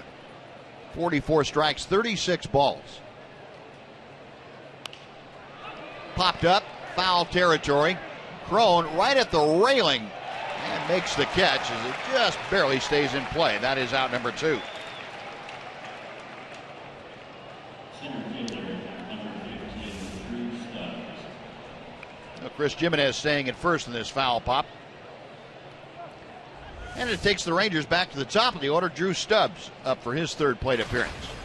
Drew drew a walk in the first inning. Last time up, flied to deep left field.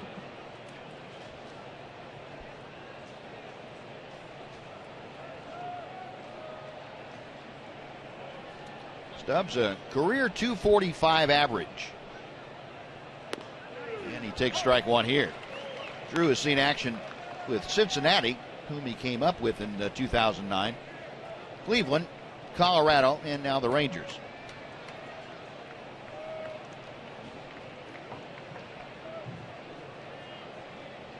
Santiago a check of first. The 0-1 pitch. 0-2.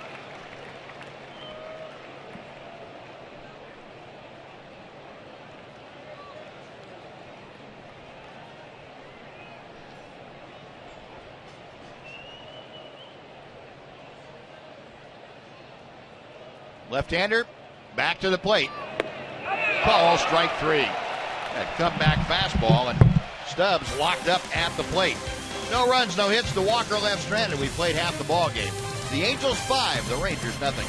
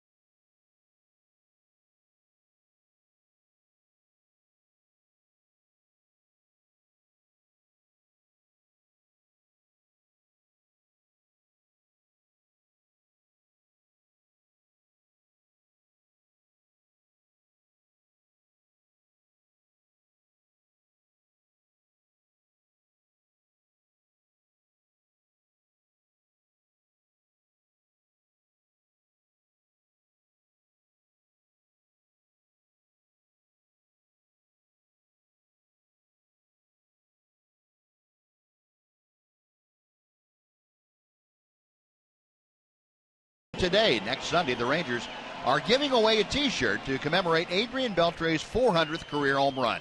First 15,000 fans, 14 and older, receive the Beltre shirt, and it's sponsored by Snapple and 7-Eleven. Get your tickets at TexasRangers.com. Come on out and watch the Rangers take on the Oakland A's. Bottom of the fifth inning, Angels leading 5-0.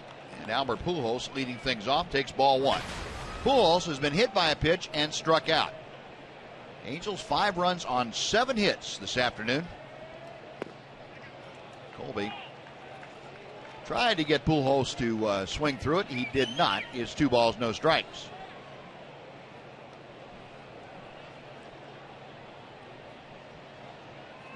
Colby back to the plate. And 3-0. Well, Pujols leading off the fifth. David Murphy, the cleanup man, will follow.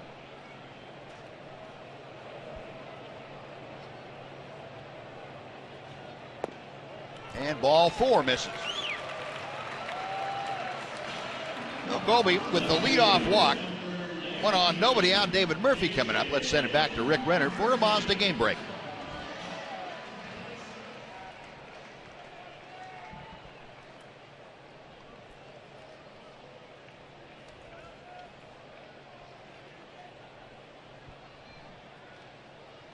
All right, Rick, thank you.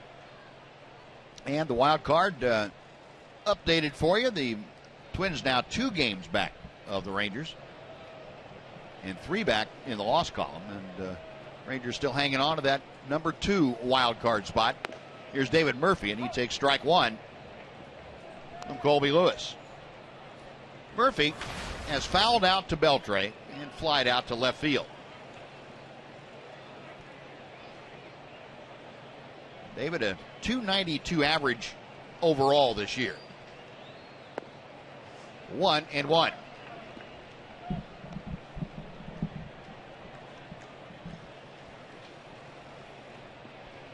Murphy checking with Gary DiSarcina down at third. Got Pujols, not much of a threat to run, and Albert's been really bugged by a bad right foot. That's kept him out of the field the last couple of days. Pulls one down to Napoli to second, back to first, and the throw is high. Murphy able to beat out the return throw from Andrews. No, fielder's choice removes Pujols on the force at second. Tougher for a right-handed thrower to turn that double play than a lefty. A lefty fielded almost like an infielder. Fired to second. Right-hander has to turn to make that throw. Takes a little time. Plus David still gets down the line pretty well too. So Murphy now at first base with 1 out, and C.J. Cron, 1 out of 2, steps in. Cron hit a bullet that was flagged down by Elvis last time up. Elvis almost turned it into a circus play. The throw to first a little bit late. Ross Ohlendorf getting loose in the Ranger bullpen. Ohlendorf had been bothered the last couple of days by some soreness back behind his right shoulder. But good to see him up and throwing. Hit well to left field. Toward the alley, though, Strasburger. Stubbs and Strasburger come together. And Strasburger makes the catch. Back to first goes Murphy. There are 2 outs. And part of the difficulty, Strasburger and Stubbs have not played together in the outfield before, so communication, something that they have not had a chance to work on. You can't hear. Obviously, we don't know who is calling for it, but if the center fielder calls for it and the left fielder hears him, then the left fielder gets out of the way, and the center fielder is kind of like the traffic cop out there. Now 2 away. Here's Eric Ibar. Ibar has walked and scored and struck out today. The left fielder doesn't hear anything, and he keeps going and tries to catch the ball until he does hear something, and then he would peel off. So I don't know exactly what the lack of communication was on that play. Chances are Drew yelled for it. Chances are Ryan didn't hear him. Sometimes that's the case in a ballpark with a lot of noise. But if you do yell for it, you have to keep yelling it. You can't just say, I've got it once. You have to keep yelling it all the way over there just to make sure. And a little roller out to Rougned Odor. Ibar out, and so are the Angels. No runs, no hits. The walk started things off, so there's one left. On to the sixth we go, 5-0 Angels.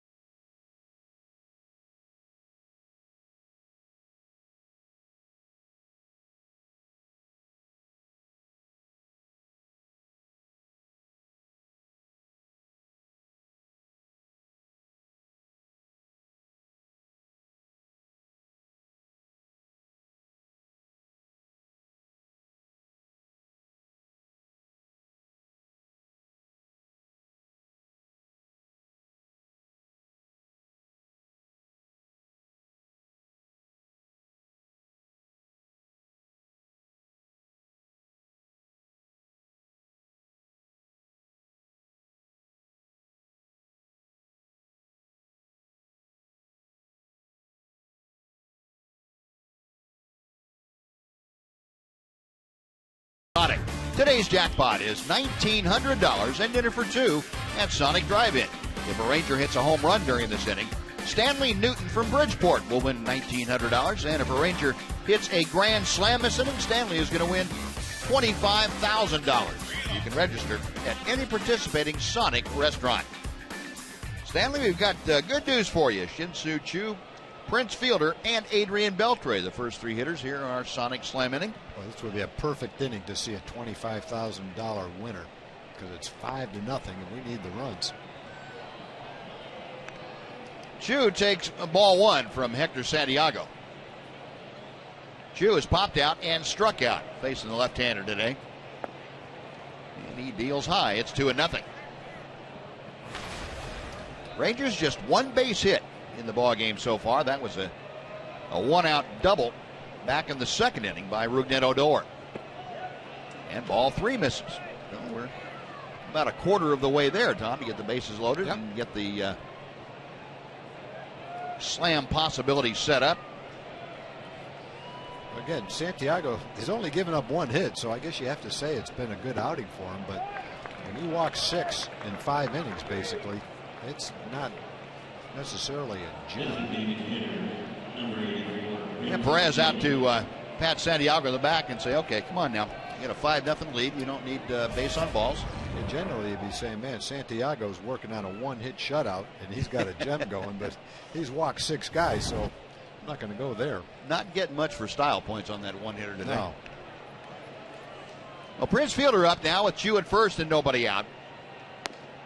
And Santiago having difficulty locating the strike zone. It's 5 straight that have missed. Fielder, a walk in the first. And Santiago now is going to have a visit from Mike Butcher. Angel pitching coach jogging on out there to see if he can't find the magic words to tell Santiago and get him zeroed back in on the strike zone. Yeah, I think he's probably starting out with, son, are you aware of the score of this game? I think that might have been the gist of the beginning of that conversation. I think that's how it started. Fernando Salas getting loose in that Angel bullpen out there. So, whatever the message, it was delivered fairly succinctly to Hector Santiago. Prince Fielder, along with the first inning walk, has struck out.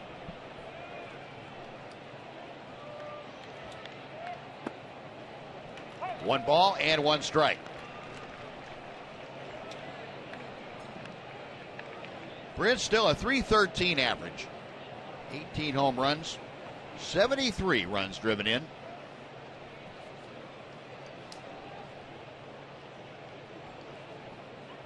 Fielder still the top hitter in the American League as far as road batting average is concerned. Came into the day hitting .318 away from Globe Life Park in Arlington. That was the top figure in the American League. Also fourth in runs driven in on the road, 45 of them. Santiago with a 2-1 pitch. Now 3-1. He'll pitch himself right out of this game. Yep. Pitched 5 innings with a 1-hit shutout. Thrown 92 pitches.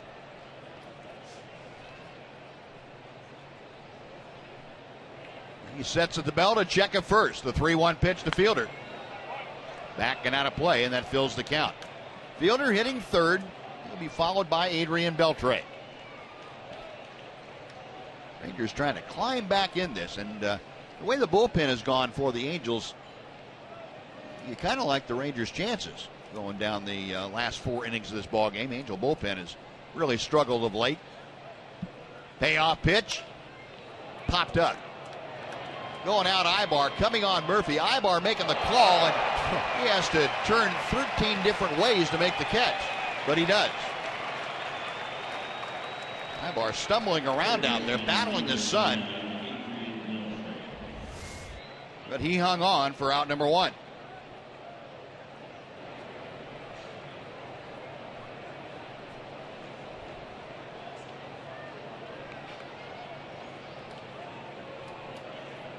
Next will be Adrian Beltre. Beltre this afternoon has walked and grounded into a double play. 0-1.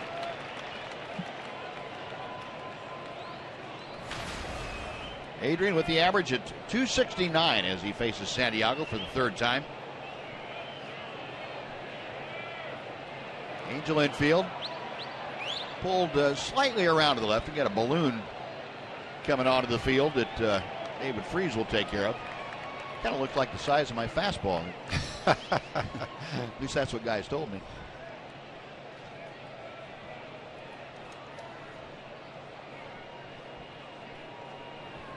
Now we're set. Santiago's 0-1 pitch. Popped up. Way up there, and C.J. Cron, glasses gleaming in the sun, makes the catch for out number 2. So after the leadoff walk, both Fielder and Beltre have popped out. Mike Napoli, we'll see if he can't keep this inning alive for the Rangers. Knapp has drawn a walk and grounded to short.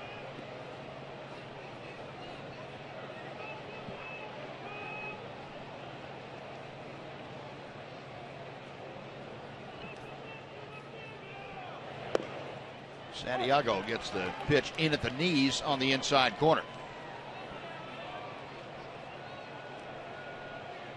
Go back to the last 30 games, 22 starts for Napoli between the Rangers and the Red Sox. Napoli has hit .284. Had 5 home runs over those 22 starts.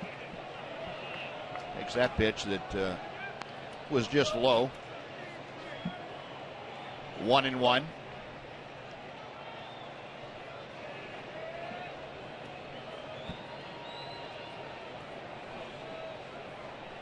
Santiago, a check of Chu at first. And this is inside. 2-1 the count.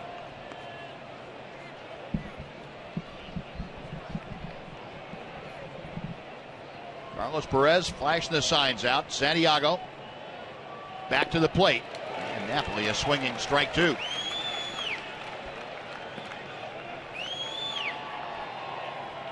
I think this is one of those games, Tom, where you say he's effectively wild. Sure looks that way. Guys are not really sure when he's going to throw a strike. It's kind of a surprise to the hitters, and it may be a surprise to Santiago, too. You have games like that. 3-2, so with 2 outs now, Chu will get a running start from first. Napoli trying to extend the inning. Elvis Andrus in the on-deck circle, hoping for a chance to hit in the 6th inning.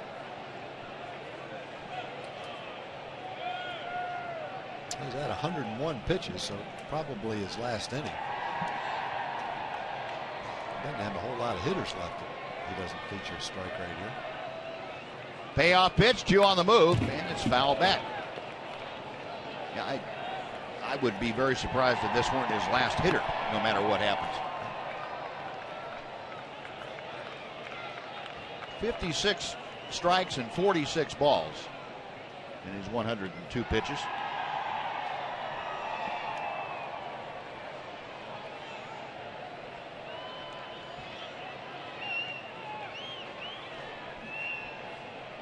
Santiago again ready. Chu on the move, and the 3-2 pitch is popped up. Featherston backpedaling into shallow right. Called off by Calhoun, and Cole Calhoun makes the catch, and that'll do it. So after the leadoff walk, 3 basic pop-ups, and Rangers are gone in the 6th. They strand their 5th runner, Angels leading by 5.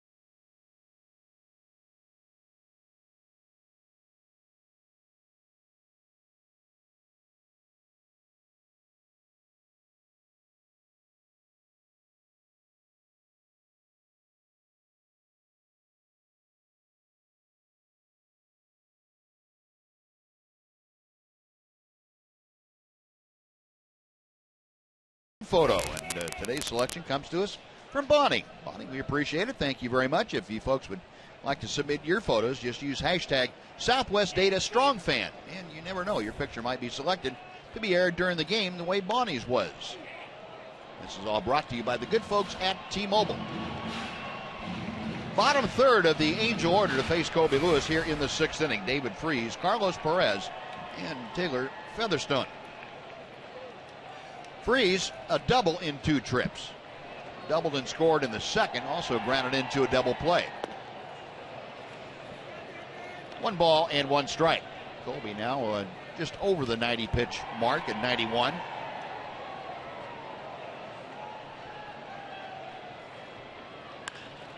Hit to right field and hit well. Chu is back. He's going to have to play it off the wall. It gets away from him, so Freese safely into second base with a leadoff double, his 2nd 2-bagger of the day. Freese, one of those right-hand hitters. He has the ability to drive the ball to right field. He's got a double off the wall and right, and a hard hit double to left field, depending on where the ball has been pitched. Ball's up out over the plate. He waits on it nicely. Shows that opposite field power.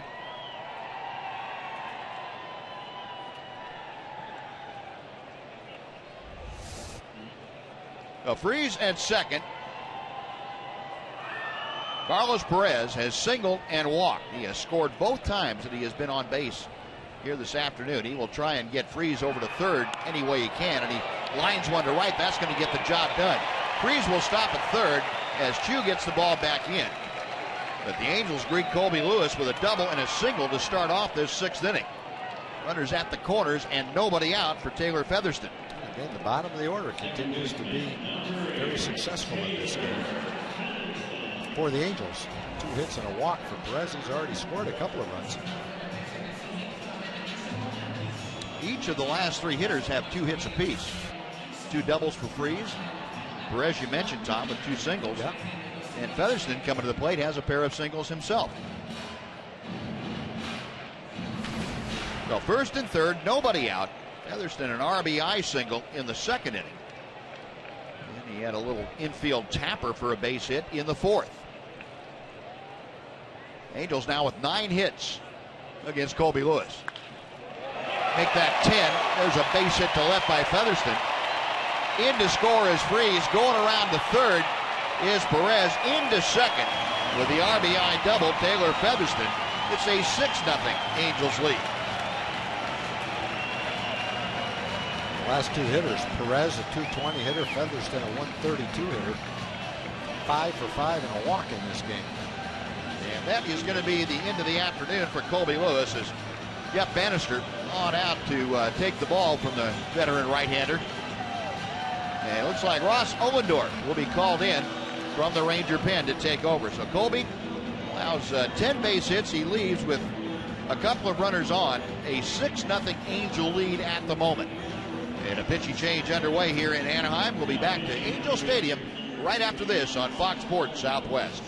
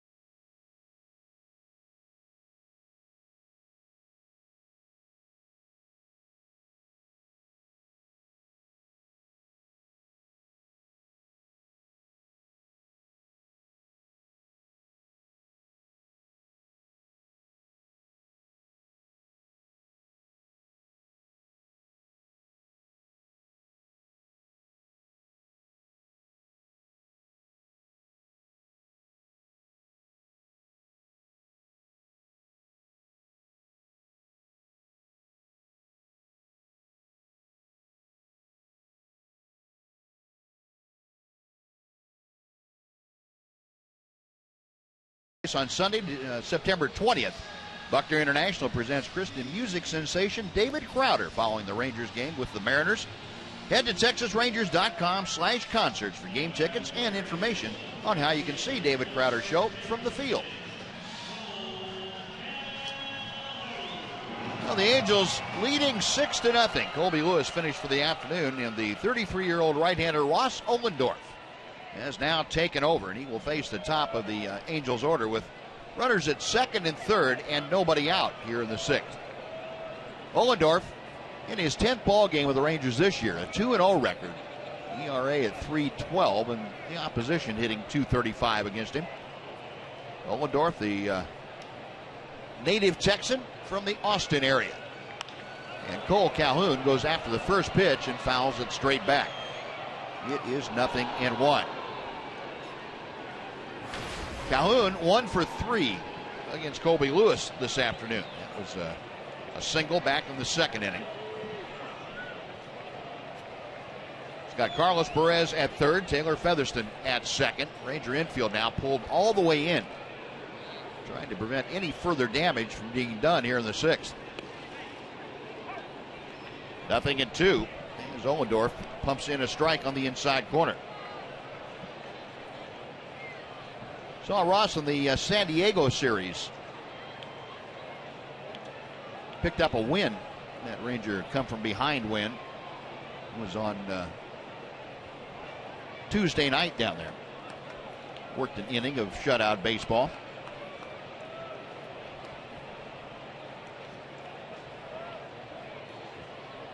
Now the right-hander's ready for the 0-2 pitch to Calhoun. Got him swinging. Well located fastball. Yep. Generally, to a left-hand hitter, you can throw the ball right there, you have a pretty good chance. Calhoun's upset with himself. Second and third, nobody out. He just got overmatched by a good fastball. So one away, and things don't get any easier. You got Mike Trout now coming to the plate. Trout 1 for 2 today. Homered in the first inning and had a sacrifice fly in the second. And Jeff Bannister, no, we're not going to deal with Trout. You're going to walk him. We don't have a statistic that I can tell you about, but I don't think there have been many times that the hitter in front of Albert Pujols has been intentionally walked. Maybe wrong, but it would just stand to reason. If it is, it's probably Trout this year. Yeah, probably.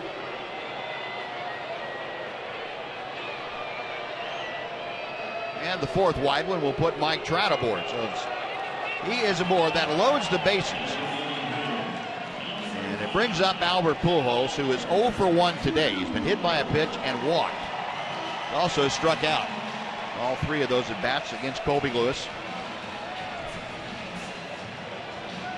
And Chris Jimenez is going to go out and have a little talk with Ross Ohlendorf.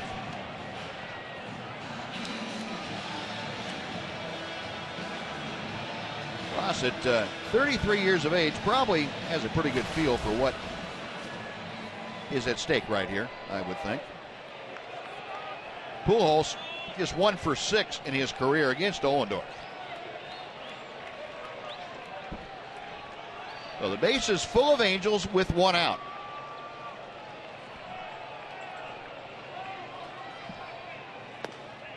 And Ohlendorf fires in strike 1.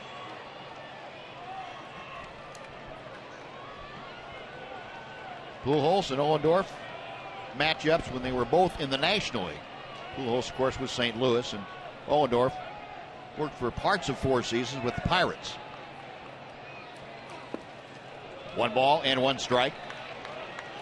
Ross also a little bit of time with the Padres and with the Nationals. But by the time that Ross got over there, Pujols was already here in Anaheim.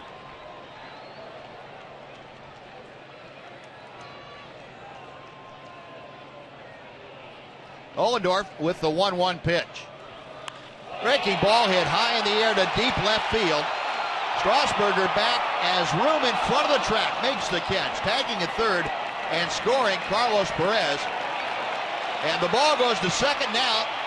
They've got a shot at third, and the out is recorded as Featherston is caught off base. He was going to try and score as the throw went into second base and got shot down. He had some happy feet. But the Angels score another run. That makes it 2 in the inning on 3 hits and 1 man left. After 6, it's now 7-0 Los Angeles.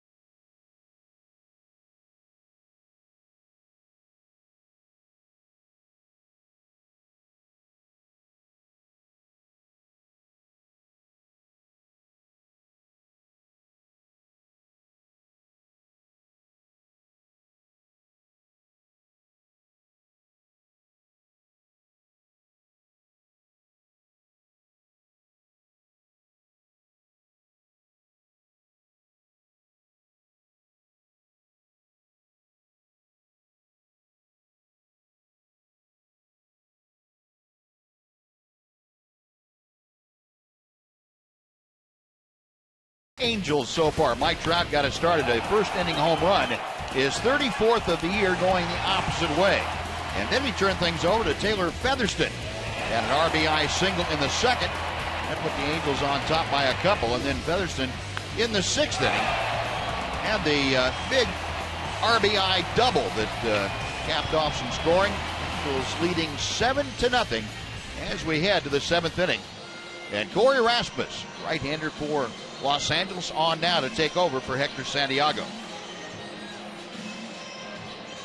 Santiago, 6 shutout innings, just 1 hit. However, as Tom was telling you, 6 walks would not make that a gem, but he got the job done. He worked out of some tight spots, had some good fortune, a couple of double plays turned, and was able to keep the Rangers off the scoreboard. Rasmus appearing in his 8th ball game. And he will face Elvis Andrus to start things off. It'll be Andrus, Odor, and Jimenez here in the Rangers 7th.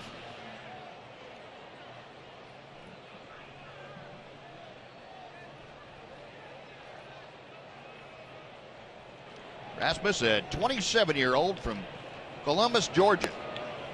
And Elvis takes a strike on the outer edge.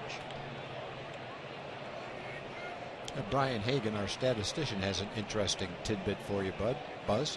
The last time a pitcher won a game with 6 or more walks, no runs, no more than 3 strikeouts or 1 hit, Francisco Liriano did that in a no-hitter. 6 or more walks, no runs, no more than 3 strikeouts, or no more than 1 hit. Doesn't happen very often. No, sure doesn't. So tip your hat to Hector Santiago. He did it. Yeah, the difference, though, was that Liriano said? Yeah, he pitched 9 innings. He pitched 9 innings, yeah. Jam that into 6 innings, and you're, it's kind of like... it's not a recipe for long-term success. No, it really isn't. But he got it done. You do have to tip your cap a little bit to him for that. Yep. 1-2 pitches outside. Elvis now with the count even. Rangers need to get the bats going in Seattle, or either that or late in this game, last 3 innings. They'll start stringing together some hits and put some runs on the board. 2-2 pitch. A little bit low. Well, Elvis now trying to get aboard to start off the 7th inning. Rougned Odor, the Rangers' second baseman, is next.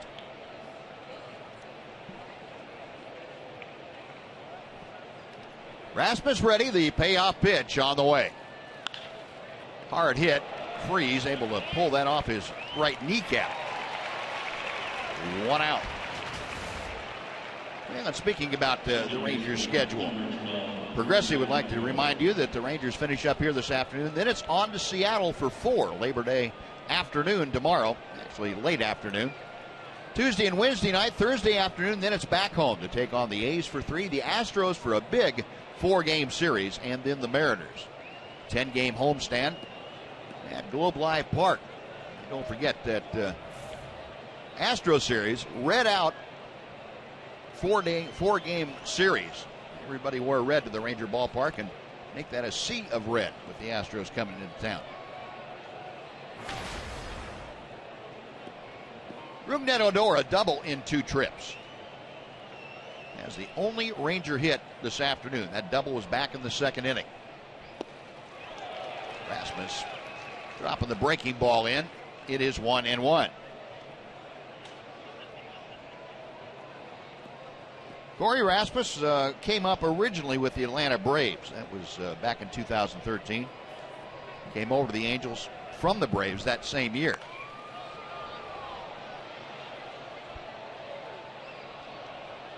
Rasmus came over in exchange for Scott Downs back in right at the trade deadline of 2013. Up and down last year with the Angels in 30 ball games. Had a 3-2 record at .257 ERA. 1-2 to Odor.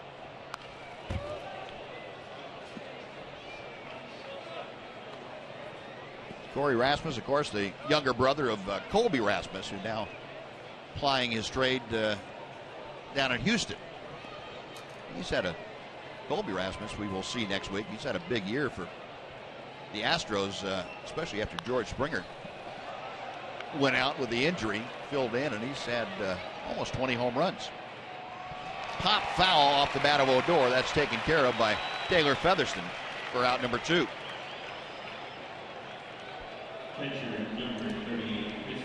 And Chris Jimenez now will step in.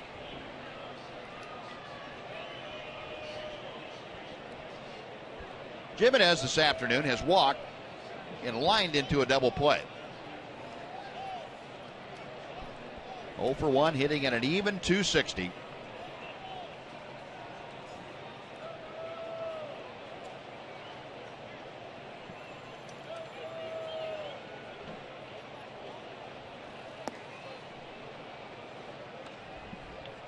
One ball and no strikes.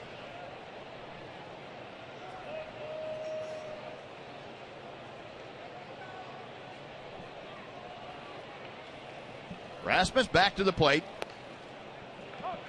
It evens things up.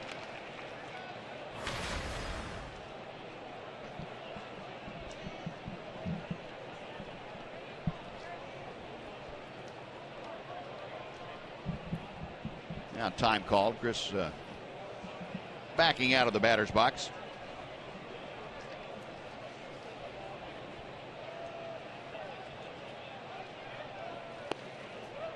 Two balls and a strike.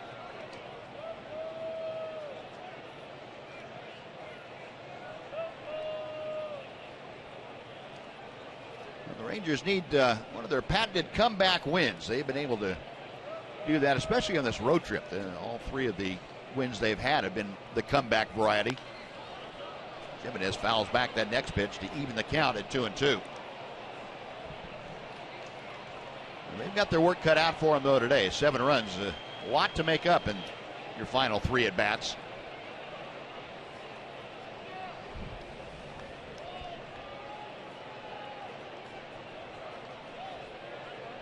Grizz back in. He is ready to work, and so is Rasmus. Another pop foul. This one back just to our right.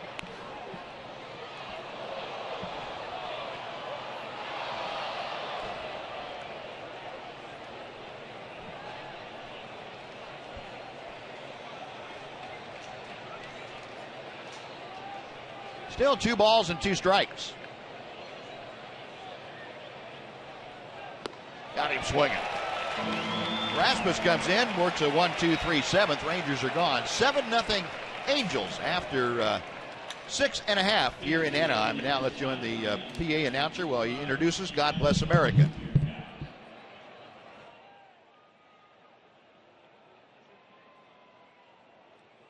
Prior to singing Take Me Out to the Ball Game, please join Madison Carney in singing God Bless America.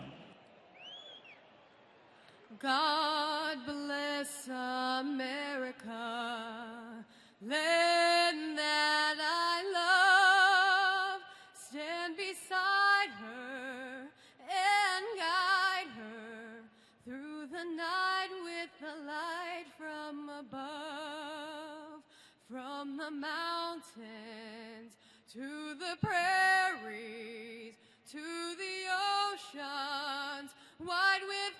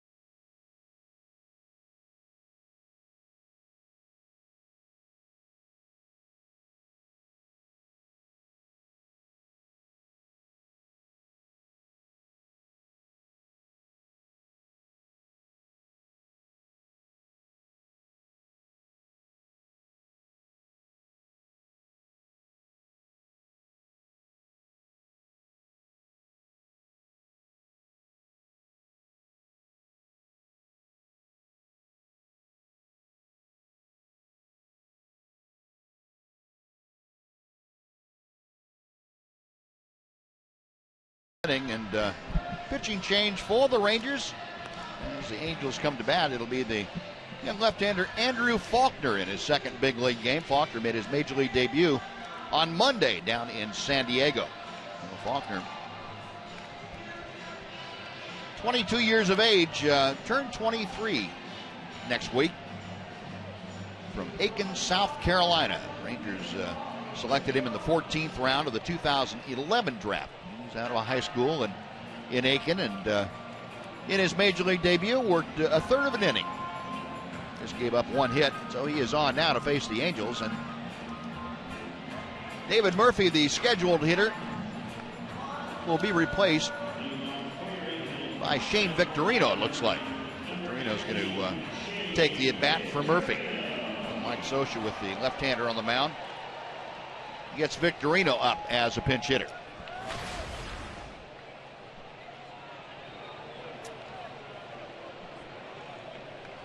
Victorino hitting at .228, a home run and 6 driven in. Sorry, Tom. No, that's okay. In Andrew's first game, he threw the ball pretty well. Came in confidently, threw strikes, hard slider, good fastball, made the transition from a starter to a reliever. Well, it's going pretty smoothly for him. Probably was his quickest way to the big leagues, too.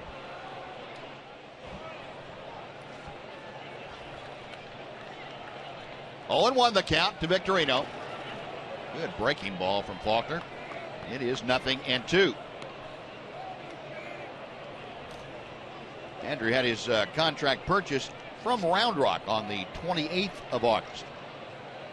Combined this year to go 7-4 over 34 games, 15 of those starts at both Frisco and Round Rock. Line to left field, but right at Strasburger. Ryan makes the catch. That is out number 1. And let's go down and check in with John Radigan, who has a special guest. Yeah, Buzz, out here in the stands near the family section, and look who I found, but Paul Jimenez, Chris Jimenez's dad. You don't get a chance to watch Chris in person very much. How much fun is it for you to do that, Paul? Oh, it's great. Yeah, we don't get to see him very often because he's in Texas. We don't get away very much, but when he's in the Bay Area or Southern California, we try to get to every game we can. And I know you have the package, and you watch him and us on TV. And how great is it to see what he's doing, having really his best stint at any of the big league stints that he's had. This has been his best one so far. Yeah, that's, again, exciting again because he's struggled a little bit at times, and this time he's come up and he's made a pretty good opportunity for himself as far as what he's been doing. Well, Buzz and Tom, those gifts that you had at your places were brought by the Jimenezes from Gilroy, California. Those pistachios are great, Paul, and you guys are born and bred in Gilroy. Born there and raised there, family born and raised there, and my wife works for the Welcome Center there in Gilroy, and they said, we got to get those guys some Gilroy product because they've been promoting Gilroy so much. Every time they do a little interview, they always seem to mention it somehow. So she wanted to get that. I got to you guys. Well, one more mention. We're proud of you. We're proud of Gilroy, and we're real proud of Chris. Paul, thanks for stopping by and talking to us. Thank you so much. All right, good stuff, Paul Jimenez. Guys, back to you. John, tell them ours are all gone. They were great.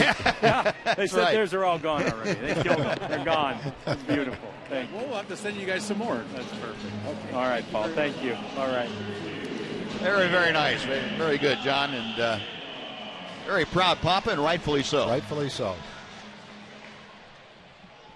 Now, Andrew Faulkner, a couple of quick outs here in the 7th inning. Now, Eric Ibar will come up and turn around and bat from the right side.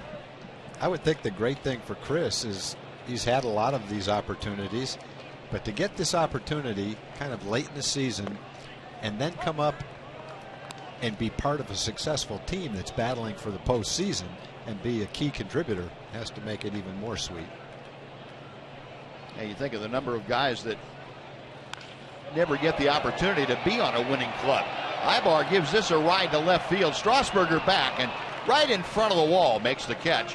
And that'll do it. So Andrew Faulkner, 3 up, 3 down in the 7th. Angels are gone. We'll go to the 8th. LA on top, 7-0.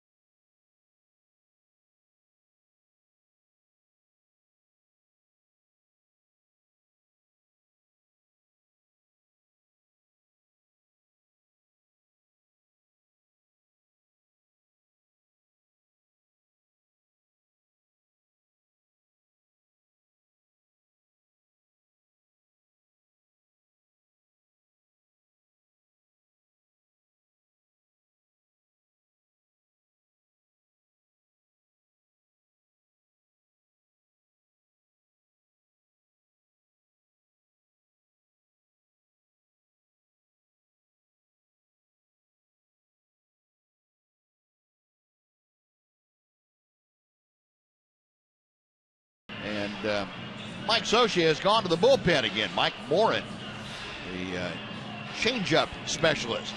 A good arm, though. A changeup and a very good fastball, and a slow breaking ball is on now. We saw Morin in last night's ball game work 2/3 of an inning, gave up a walk and a strikeout. He will be on here to work the ninth, or work the eighth, I should say.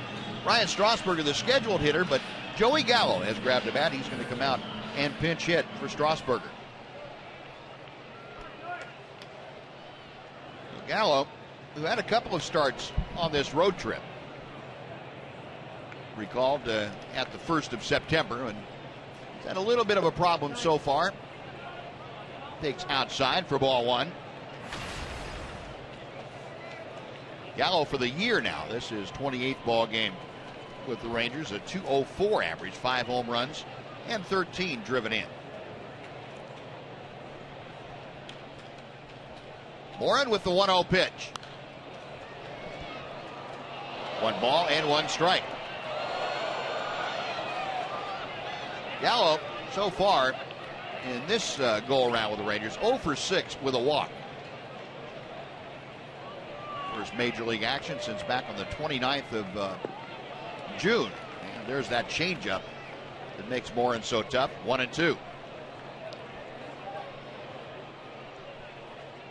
Big differential, about a 23 mile an hour difference. Much bigger than normal. And Gallo saw it for the second straight pitch and just got a piece of the second one.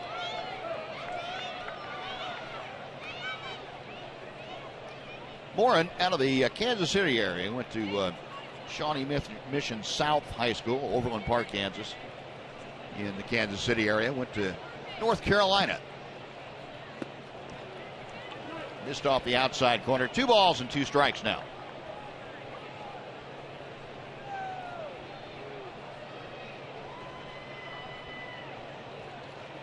Angels in an extreme overship with Gallo at the plate.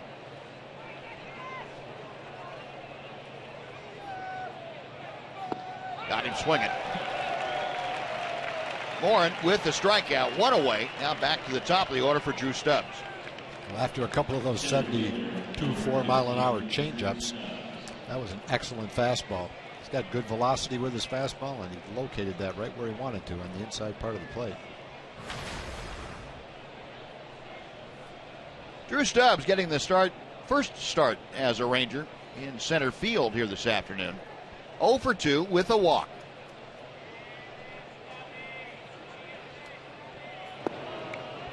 Morin fires in strike 1. Stubbs, along with a walk, has fly deep to left and been called out on strikes today. Rangers still with just the 1 base hit.0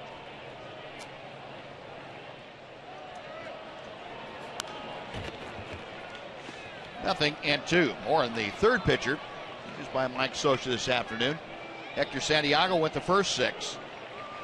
Gave up 6 walks and 1 hit in 6 shutout innings. Corey Rasmus worked a perfect 7th inning. Now Mike Morin drops in that slow breaking ball for strike 3. Back-to-back strikeouts.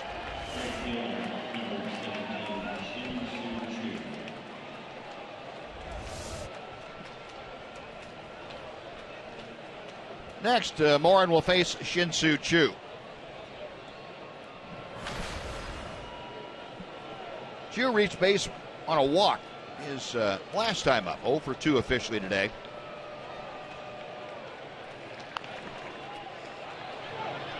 Tough play. Nobody's going to have a shot at that as Choo able to leg it out for an infield single. I would say Shin-Soo's got a couple of those coming. He's probably had more hard hit balls caught than are falling in for him, even though he's getting a lot of hits, but that's how hard he's been hitting the ball. Hit that off-speed pitch right off the end of the bat. Couldn't have bunted it any better than that. He hit it just like Morin threw it. Yep, sure did. Soft. No, second Ranger hit of the afternoon. Now, Mike Socia headed out to the mound. Got Prince Fielder at the plate and 2 outs, and Socia said that's enough. A couple of strikeouts, an infield single. Morin is finished for the afternoon after his 2/3 of an inning. So Sosha making the pitching change. Rangers trying to make some noise with 2 outs here in the 8th. They trail 7-0. We will take a timeout for this pitching change. We're back to Anaheim right after this on Fox Sports Southwest.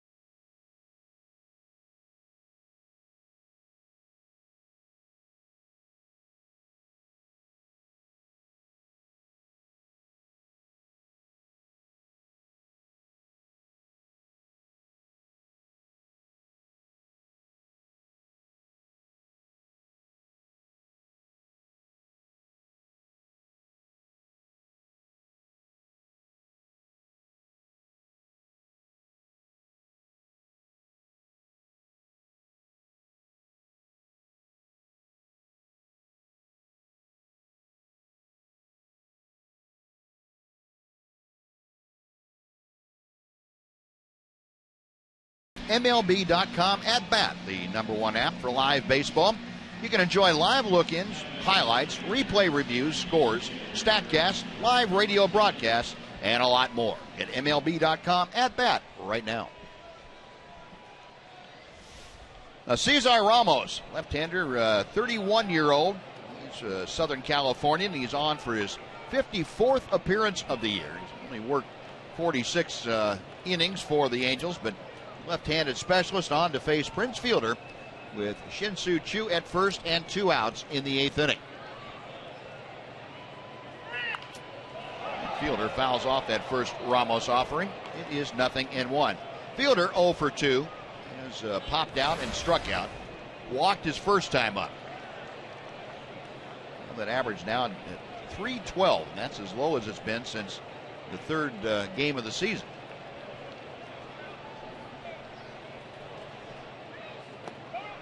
One and one. Cesar Ramos came over to the Angels from the Tampa Bay Rays last offseason.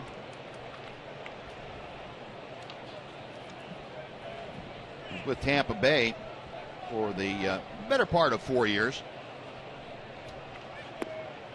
2-1. Originally the property of the San Diego Padres, with whom he made his Major League debut back in 2009.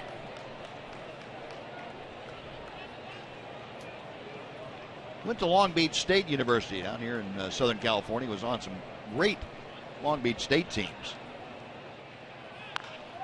And a ground ball to the right side. Crone will take it to the bag himself, and that'll do it. Ramos gets Fielder.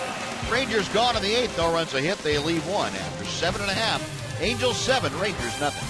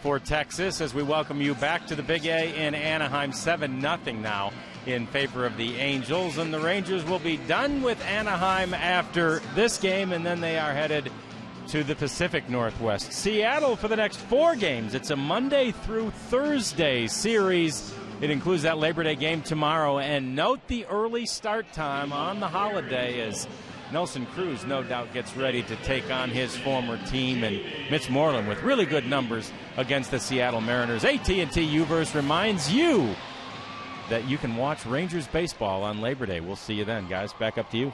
All right, John, thank you. Well, the Rangers turn things over here to the 24-year-old right-hander Luke Jackson, his second big league outing. Luke on now to face the Angels here, the bottom third of the order, and today that has been a very productive third of the lineup. David Freese, Carlos Perez, and Taylor Featherston. Between them, they have 7 hits. Hit 9 times to the plate, along with a walk. Freese a couple of doubles. A swinging strike. It is 0-2. Hanser Alberto has come into the ball game to take over for Elvis at shortstop, and staying in the game after pinch hitting. Joey Gallo playing left field now. Jackson missing low with that 97-mile-an-hour heater. Luke made his major league debut here on Friday night. Gave up a couple of runs to the Angels. 1-2 pitch. Base hit to right for Freese. David Freese, a 3-hit afternoon. 2 doubles, now a single. And Carlos Perez will come up. You can already see in these 3 games the difference that Freese makes coming back to this lineup after missing about a month.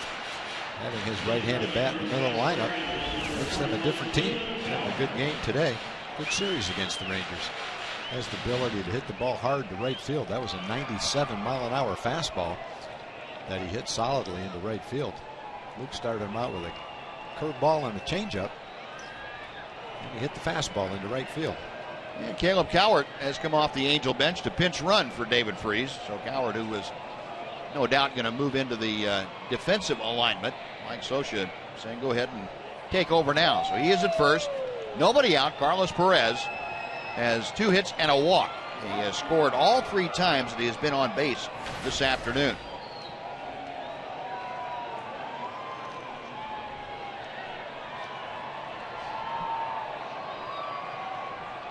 Perez singled in the 4th, singled in the 6th, walked in the 2nd.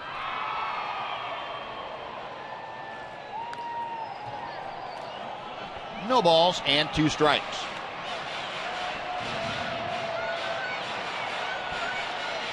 Perez, the rookie catcher for the Angels, made his major league debut back in May. And facing the young right-hander Luke Jackson. Jackson, the Rangers' minor league pitcher of the year, and he gets a strikeout here. Good breaking ball from Jackson. And gone swinging is Carlos Perez for out number 1. Big, sharp breaking curveball. Nice pitch right there. It's going to get a lot of swings and misses. Good arsenal of pitches for Luke Jackson. Mid-90s to above fastball. Good curveball. Making some good changeup. Just needs to keep getting on the job training. Refine everything. Throw it where he wants to. Taylor Featherston now, a 3-hit game, and he takes a fastball high. Featherston had an RBI single in the 2nd, little infield single in the 4th, and then an RBI double in the 6th inning. His RBI total up to 7 now. And that batting mark up over 150, 156, as he faces Luke Jackson. 1-1. Tom, you're talking about Andrew Faulkner and his transition from starter to reliever and how well he's done. And you might as well throw Luke Jackson in that same boat because he started out as a starter. Rangers transitioned him this year to the bullpen. 2 youngsters that were going to have success as starters, but now are enjoying success at the big league level coming out of the bullpen. Yeah. And it looks like they can pitch late in ball games and be effective. Well, they're getting their feet wet, and you like the fact that they've come in and thrown strikes, mixed in more than a fastball.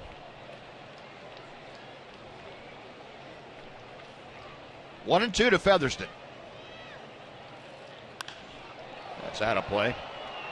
Well, Luke Jackson had 5 starts to begin this year in the minor leagues. That was with Round Rock, and he went 0-2 with a 368. Then he went to the bullpen and has really fared very well.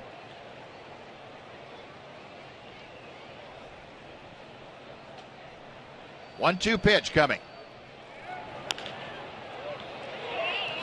Beltre on the run, guns down Featherston. 2 outs with Cowart moving into second base, and it will take the Angels back to the top of the order. Cole Calhoun.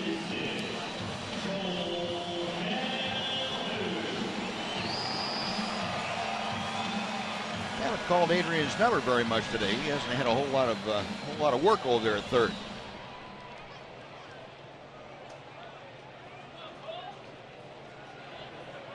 Matter of fact, that is the first assist he has had today. Cole Calhoun, 1 for 4 with a couple of strikeouts.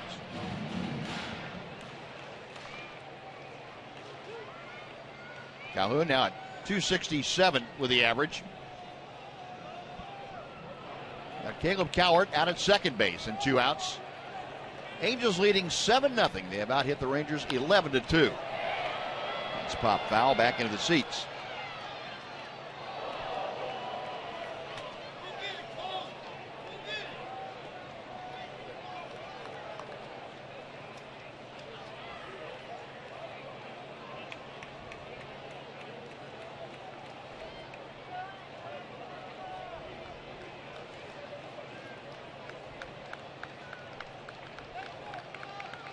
Jackson studying the signs from Chris Jimenez.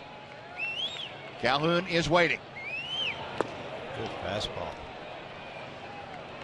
96 to 98 miles an hour with his fastball today. And threw a couple of good curveballs in his first outing, but it's been even sharper today.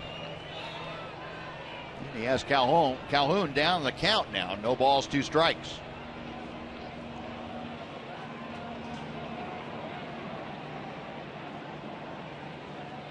Luke shaking off a couple of signs. Now he says, yep, that's what we'll do. And Calhoun tired of waiting.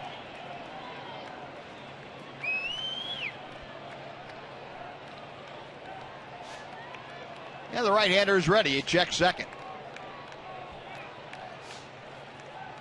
Got him swinging. Boy, he just overpowered Calhoun. High heat. Couple of strikeouts in the inning. No runs a hit. 1 man left. We'll move on to the 9th inning. The Angels 7, the Rangers nothing.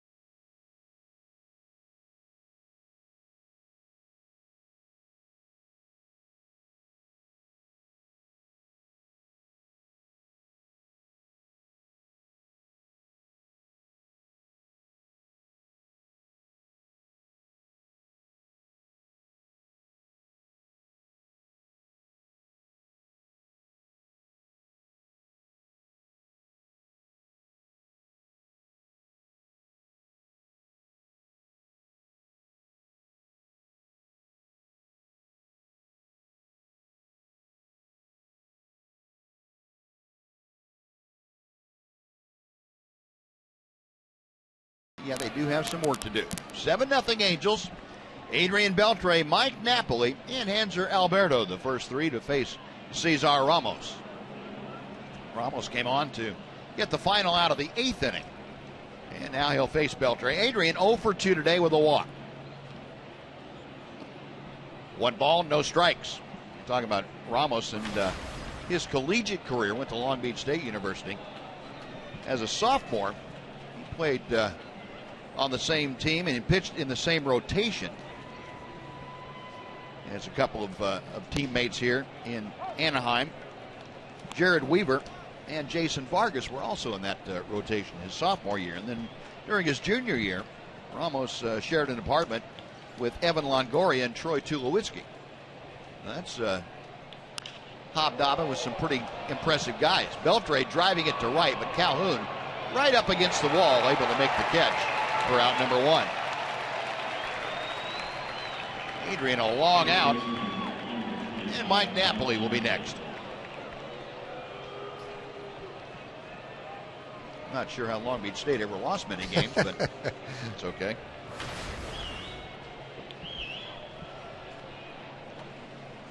Napoli 0 for 2. Kind of like those Southern Cal teams back when you were there. How the heck did you guys ever lose a game? Yeah, we had a Major League All-Star team playing for Rod Dado. Pretty well loaded up most of the years there, for a while anyway. Back then, baseball players could get a full scholarship, right? Yeah. It wasn't 11 scholarships split up among everybody. Right. And probably there was no limit either. Could he give out as many as he wanted? No, there were some limits. I don't know what. There were a few, like Freddie Lynn, I remember, and myself too. Fly ball to right. Came in on a split football baseball scholarship. They split it up that way. Even after you didn't play football? No, we both dropped out of that. And went strictly to baseball? Yeah. But there were ways around the limitations. I bet you Rod Dado was pretty good at finding those limitations. Yeah, he was. He had a few guys tucked back out of play for other teams too. So it was. Hanser Alberto up there now trying to keep this inning and this game alive for the Rangers. Alberto with his first at bat of the afternoon, a 227 average. And Ramos, first pitch, grounded to short. Ibar across the diamond, and that will do it as Ramos retires all 4 Rangers he has faced. And the Angels, with the win this afternoon, win the series 2-1 against the Rangers. Rangers now drop back to 3 games out of first place in the Western Division. They trail the Astros by 3 full games, and they maintain that 1.5 game lead over the Minnesota Twins for the second wild card spot. The Angels now move to win 2.5 games of that second wild card spot. So the Angels win at 7-0 here this afternoon. Rangers limited to just 2 base hits. We'll be back with more from Anaheim right after this on Fox Sports Southwest.